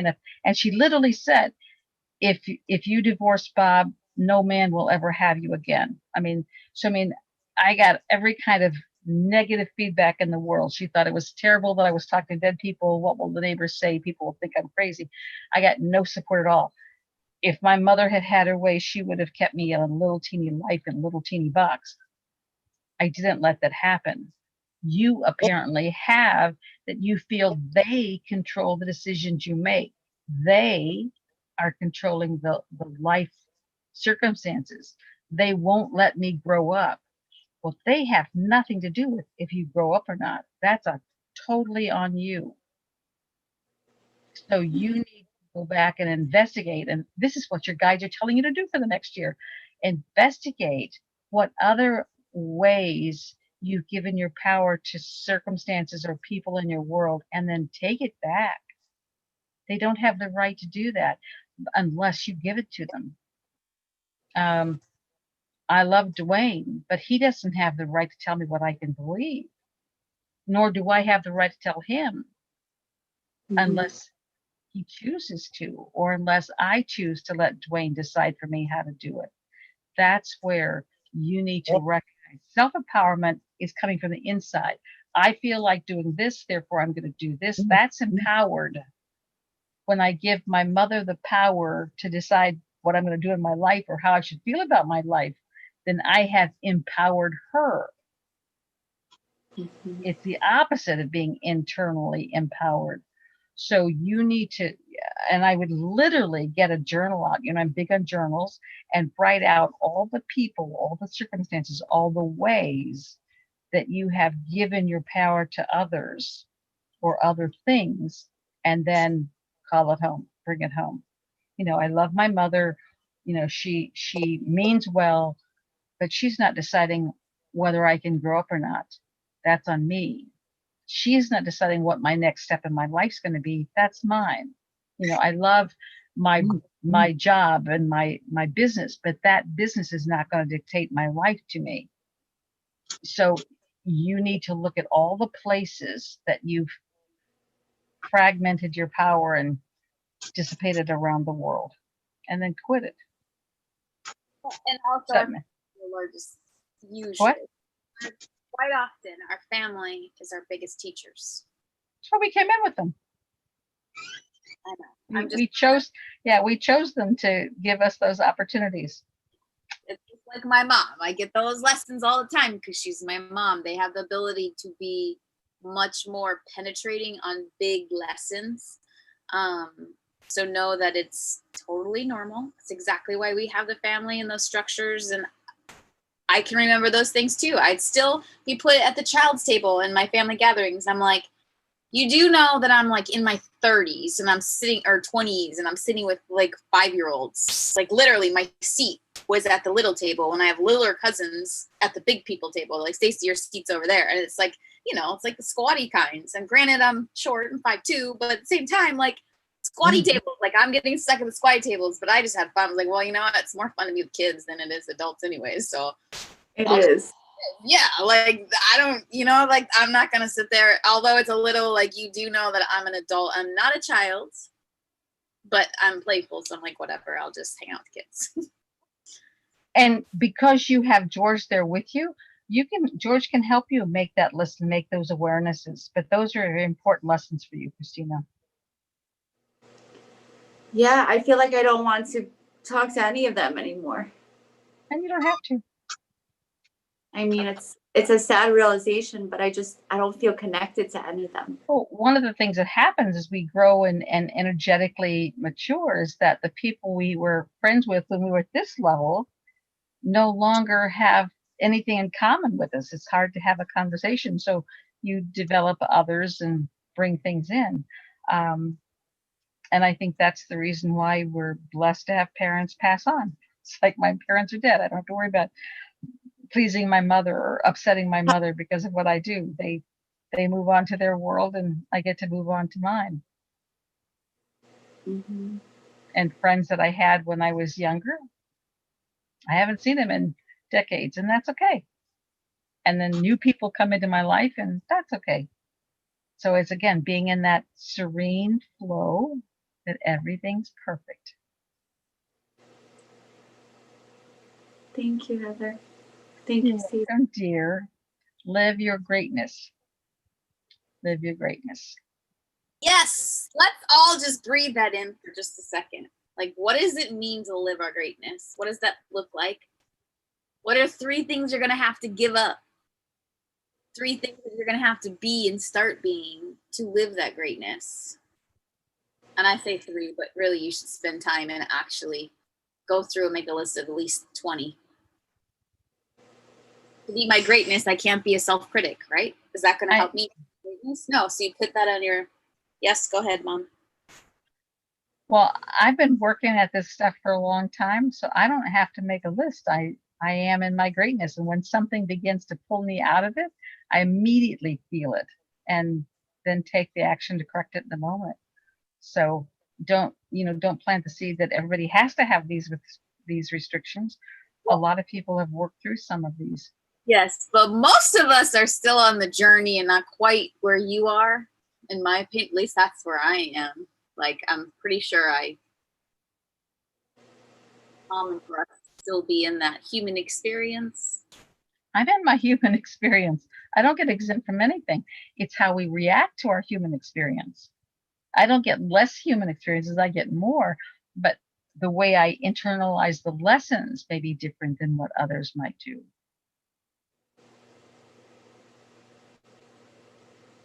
Like, Christina gave an example earlier of someone who, I don't know if it's this time or some other, but someone called her a name or made some reference to what she was doing, and she kind of had her feelings hurt. Well, when I get that, it's just, I love you. I don't need to react. I just. She called me an extremist for me wanting everyone to be happy and live their lives. An extreme, and then I literally had a pit in my, like, right here was a pain, and I was like, oh wow, I just got punched in the gut. Like, that's what I felt like. That was the example. Yeah. And see, if she said those words to me, I would not have any reaction at all. It would just not be important. But because you're physically and viscerally reacting to it, then you're still letting other people's words and opinions matter. And not that you don't take them in. If you get lots of people telling you something, it is important to sit down and listen and see if something there to help you grow, but it won't affect you the same as having that physical reaction to it. Yeah, I didn't expect that feeling at all to come, but it did. I'm trying. It's nice. It's nice that you're noticing it.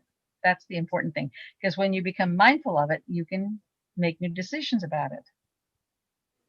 If you don't even notice, you can't do anything about it. So, all right. Well, it's 8:20. We've been 2 hours and 20 minutes in this lovely conversation. It goes by so very fast. Yes. And it's been wonderful having you with us, George and Taylor, our new people for tonight. Maver, it's nice having you back. And as always, Dwayne, it's lovely having you, and Christina and Stacy and me. And so, oh, aren't you clever? Maver knows how to put her heart up. Nice meeting you. And so do come back and join us. Thank you. And go to my website, www.heatherharder.com, and you can sign up for my newsletter. And then when I send them out, you'll get a copy and know if we're doing anything else. Oh, December 2nd, which I believe is a Wednesday, and I think it might even be next Wednesday, is when we're doing the class Boundaries. Power, Control, and Healthy Boundaries. So Wednesday, it'll be oh, that's November. Hang on. Yes, Wednesday is December 2nd. The December 2nd, Power, Control, and Healthy Boundaries. It's $22 for a 2-hour plus workshop. And you can email me or Stacy or anybody to take it and tell your friends. But really understanding what's your business and what's not your business makes your life much more simple. We tend to take on everything as our business when it's not really our business. So knowing what's your business, what's not your business, and then again going into that internal power, which is empowerment, versus external power, which is control and force, and learning the difference. So it's an interesting conversation. And you offer private sessions. And I offer private sessions, half hour, an hour, and go into whatever you need to go into. And our Egypt trip has officially been moved. We're not going to Egypt in February. Things are just still way too up in the air for it. So we're looking at now probably May to go. But I want to make sure that this COVID thing is, and the airlines and the flights and all the other stuff is settled before we go to Egypt. There is a reason why they call it a third world nation, and we don't want to be caught in areas that we don't, we're not prepared for. So with that, we'll see you next Thursday, unless you're doing the workshop, which we'll see you on Wednesday. And anything else, Stacy? No, I was gonna say with your coaching sessions too, there obviously can be very broad, and you do a lot of business coaching, and I highly recommend it because she brings in the energetics, the spirituality with it. So tapping into your business partners and those kind of things, it can be very helpful on a full range of things, not just her personal experience, but also Save you lots of money and time and energy. and you've had the same place for 30 years. So Okay. $90 for an hour, I think is pretty good. Okay. Well, have a wonderful the rest of your Thanksgiving, and remember to be grateful every day for everything about you and your life. And you are here because you are a great master. You're here to make a difference, not in what you do, but in just your beingness. So let your light shine. Enjoy the journey. It's meant to be a challenge for fun. We do this for fun. Folks, this is fun. Yes. And the other thing is Thanksgiving. It's a beautiful reminder that if we're ever caught in our heads, ever caught in negativity, ever caught in anything, just come back to Thanksgiving.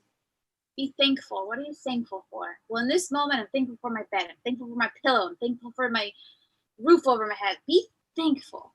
That's how we change our vibration and our energetic flow too. So just coming back to that thanks. Yeah. And giving that to yourself every day is one of the biggest gifts you can do. And thank you all for being in this human experience together at this time, because we are kind of getting ready for a ride of a lifetime. So I'm getting ready. As I said, 2020 has been the longest 10 years of my life. This is it's here. Yeah. And it's just going to become more and more intense. But it's why people get on roller coasters to go up and down and scare themselves to bejesus. And so just enjoy the ride. It's what we came for. So with that, I love you all. Have a wonderful week. Let me know if I can help you in any way. And we'll see you next Thursday. George, I hope you'll join us again. Bye, Dwayne. Bye, Taylor. Bye, Maver. Bye. Thank you. Thank you. Bye. Bye. Thanksgiving. Like, subscribe, and if you have any questions or comments, comment below. And I'm still learning how to figure out finding all the comments, but I love you all. Thank you so much for joining. You're still learning how to do what? The What are comments you learning? on YouTube Live, like it wasn't showing me how to put comments in before, so I'm still learning. Okay. All right, love See you you. next week.